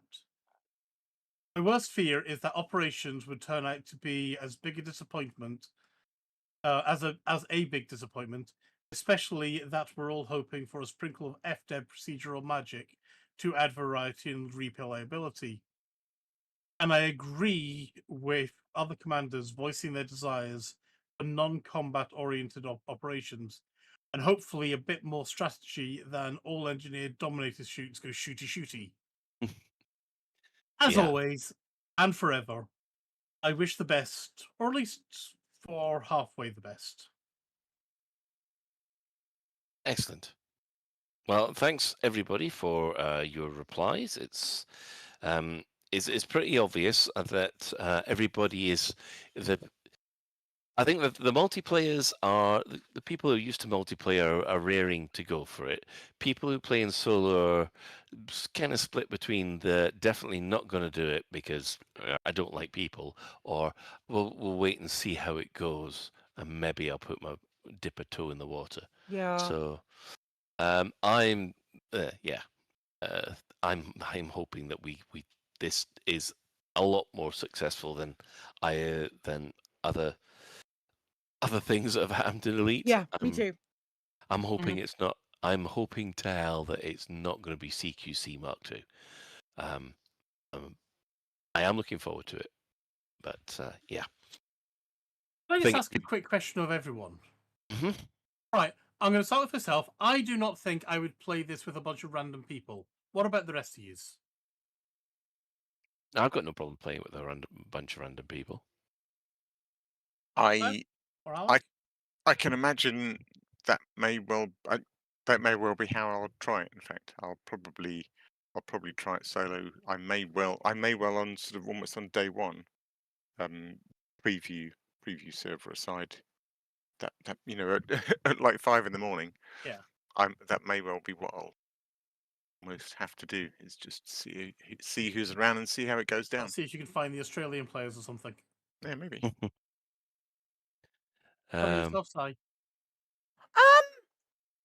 Probably not. I've got a bunch of pals that I'm going to be playing with. So I think I'd much rather just sort of like organize it with friends than play with people I don't know. Oh no! You know what that makes me feel like? That makes me feel like the Flash in the Justice League movie, where he just goes, "I've been told I need friends."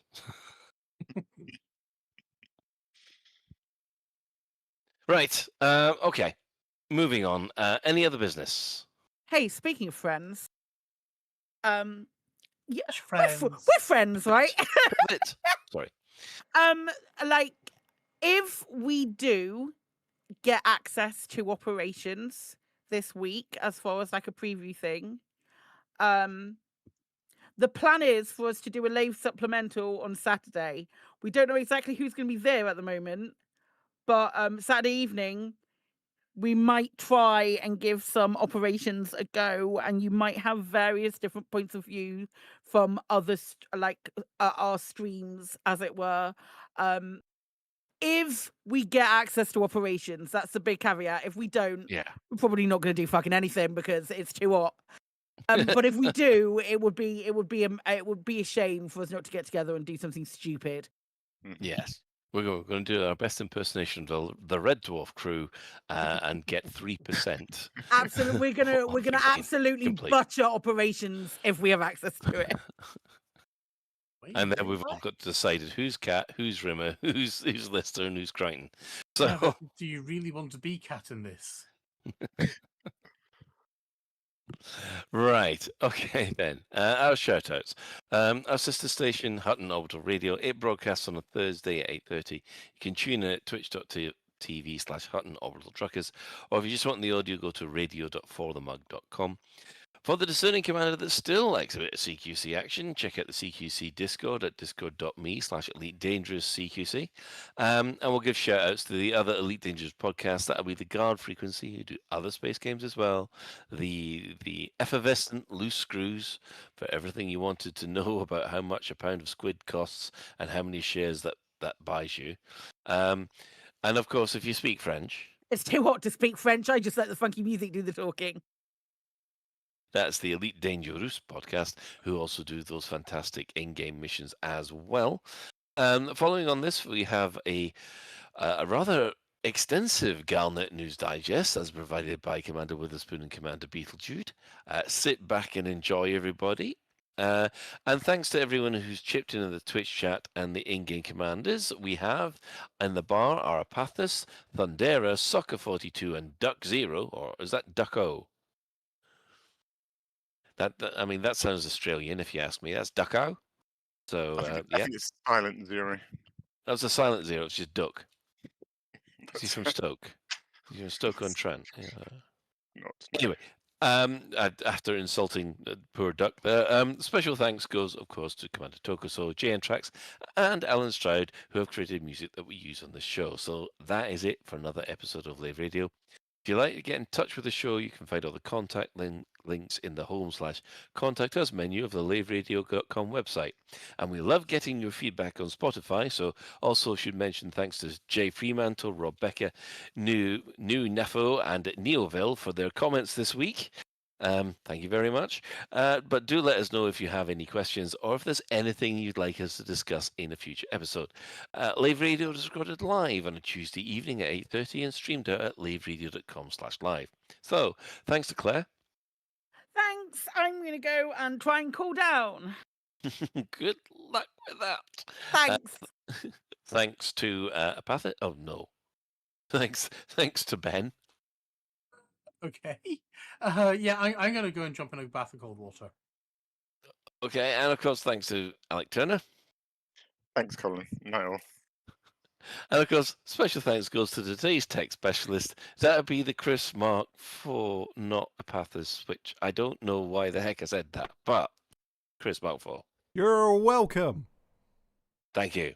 So, until next time, Commanders, fly safe. And if you can't do that, don't fly too close to the sun. We've had enough of it.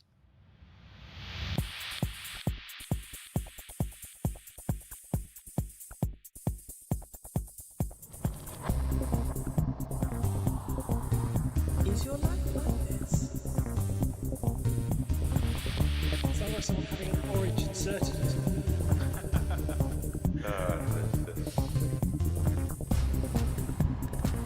You need a safe word. Space can be lonely.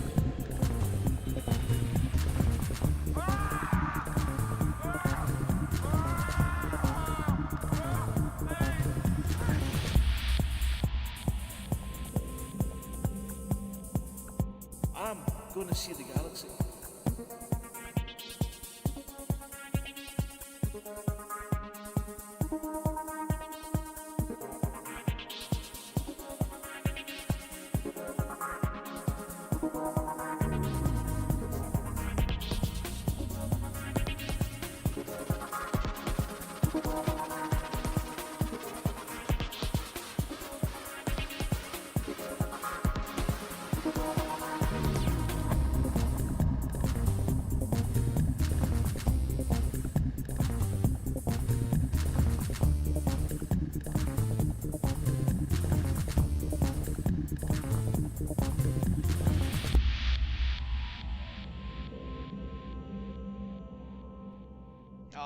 Damn it. No worries, guys. Hold the fort for 2 seconds. I'll be right back.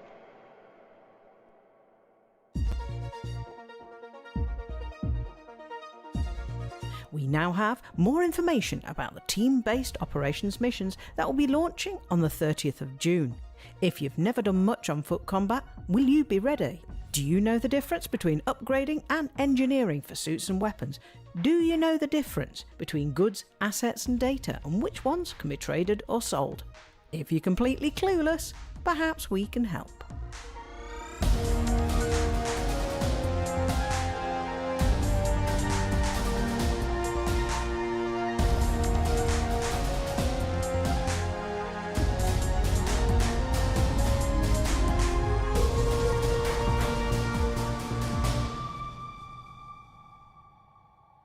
Before we start looking at upgrading and modifying, let's start with a quick recap of what we know about operations.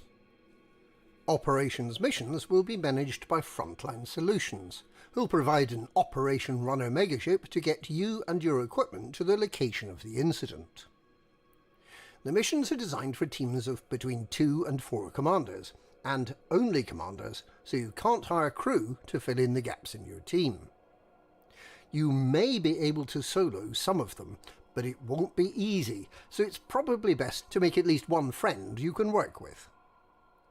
As long as you can dock somewhere with a market, you can join in on a mission, no matter how far away you are.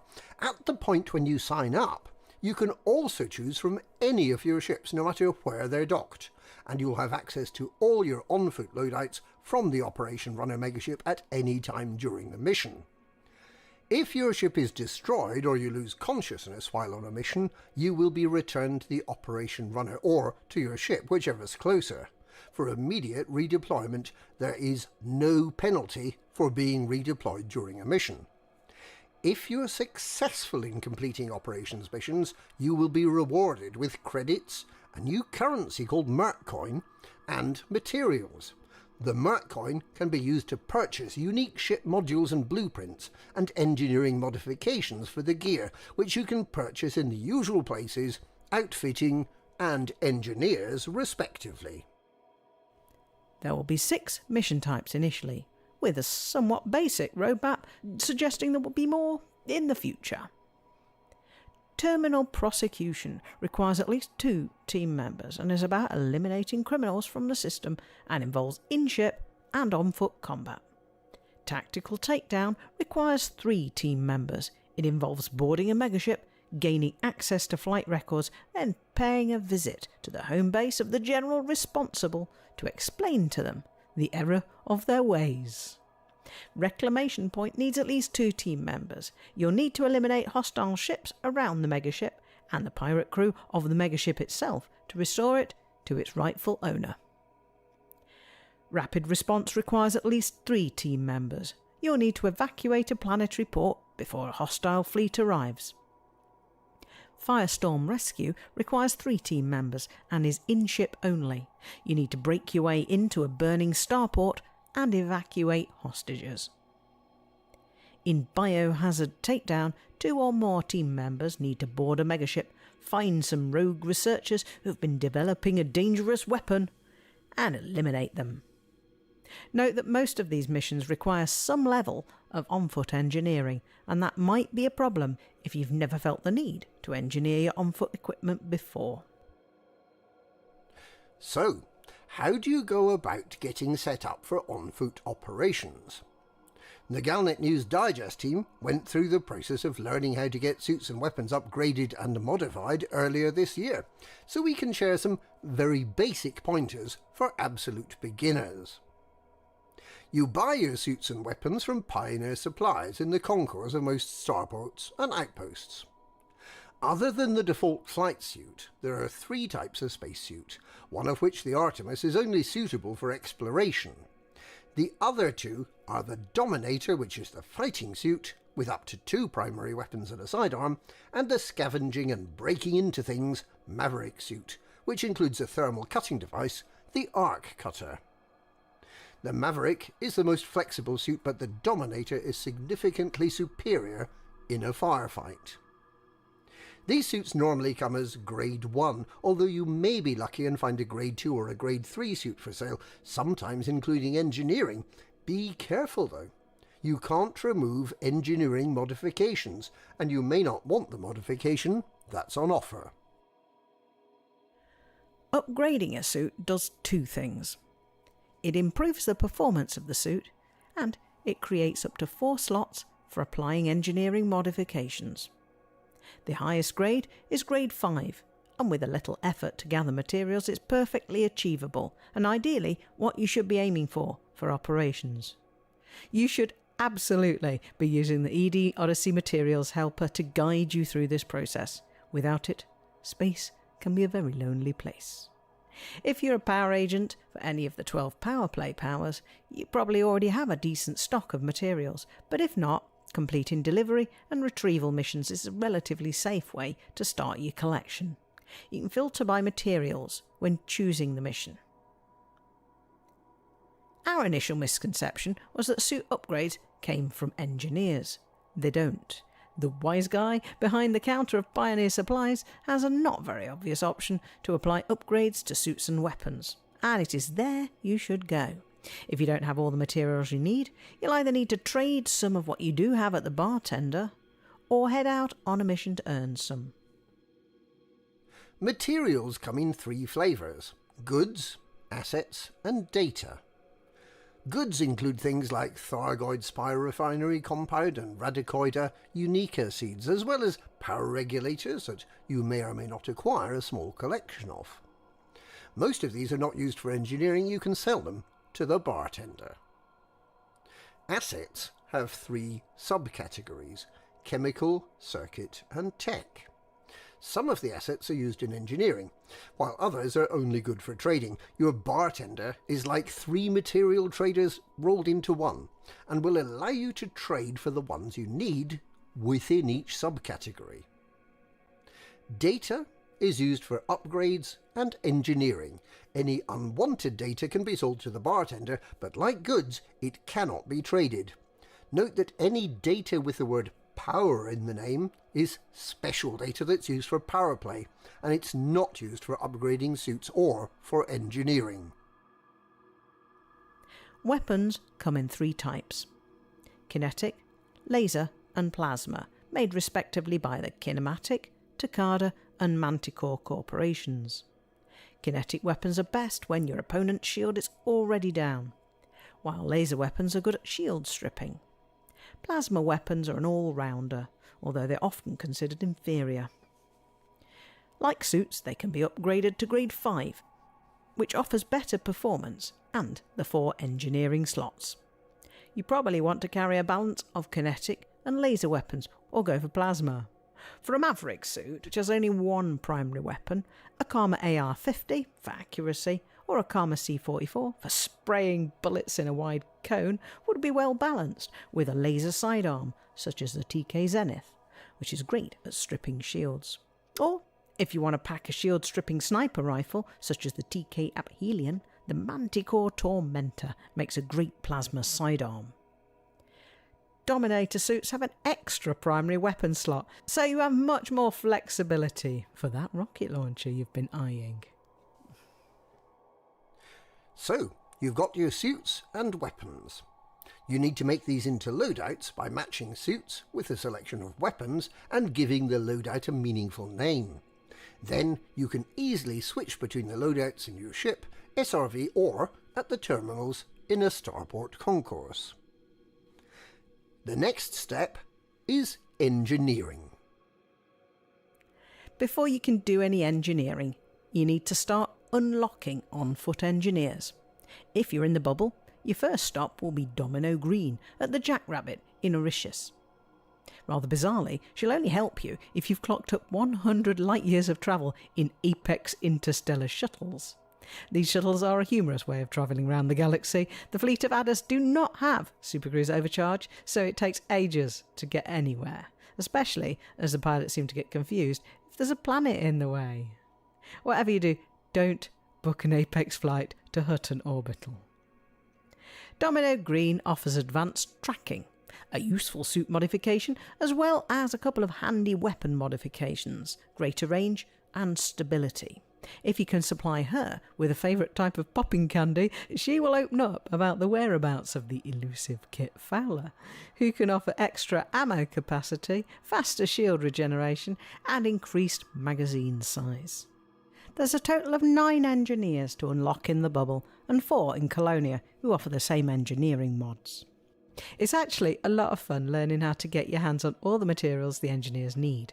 One thing you need to accept is that you may be entirely law-abiding when flying your spaceship, but you're going to have to break the law. Or at least commit a number of acts of legally sanctioned violence to advance your cause on foot. Is when you've spent the last 3 hours massacring the entire population of several settlements in Colonia just to collect a sheaf of cocktail recipes that you realise you have passed your Breaking Bad moment. You'll only have access to all the engineering options when you've unlocked all the bubble or all the Colonia engineers. Some modifications are more useful than others. Suit modifications worth considering include: extra ammo capacity means that you carry more clips of ammo for all the weapons in your loadout. Faster shield regen does what it says. If your shield drops, this modification will help it come back up quicker. Enhanced tracking increases the range and speed of the suit's scan function, so you can see immediately who you're targeting. Night vision adds night vision similar to the ship's night vision to the suit. This is better than the torch for working in dark environments. Quieter footsteps dampens the sound generated by suit steps. Think rubber soles. Improved jump assist. You can jump higher and for longer, and it doesn't take as long before you can jump again. Some of the weapons modifications that might be useful are audio masking, makes the weapon quieter in unpressurised environments, i.e. outside. Noise suppressor makes the weapon quieter in pressurised environments, indoors. Magazine size, you get more shots before you have to reload. Scope. This modification adds or improves the weapon's scope. Clicking the right mouse lets you aim using the scope. Reload speed gives a quicker reload time once a clip's been emptied. Faster handling offers a faster draw and stow speed and how quickly you can aim down the scope. Greater range increases the weapon's effective range. Headshot damage increases damage caused by headshots, which is best achieved using the scope. Unlike ship engineering, there are no grades. Your suit or weapon either has the engineering modification or it hasn't. It's the suit or the weapon itself that can be upgraded to grade 5, and that's by Pioneer Supplies, not the engineers. Essential tools for all this work include the ED Odyssey Materials Helper and the late Commander Quiz Engine's excellent guide to Odyssey settlements, the downloadable Odyssey Material Gathering web pages, which has a map of each settlement type and the locations of key features. So, with a bit of effort, by the time Frontline Solutions start offering operations missions, you'll have all the gear you need to make relatively easy work of the on-foot mission types. Operations is due to launch on 30th of June or shortly after.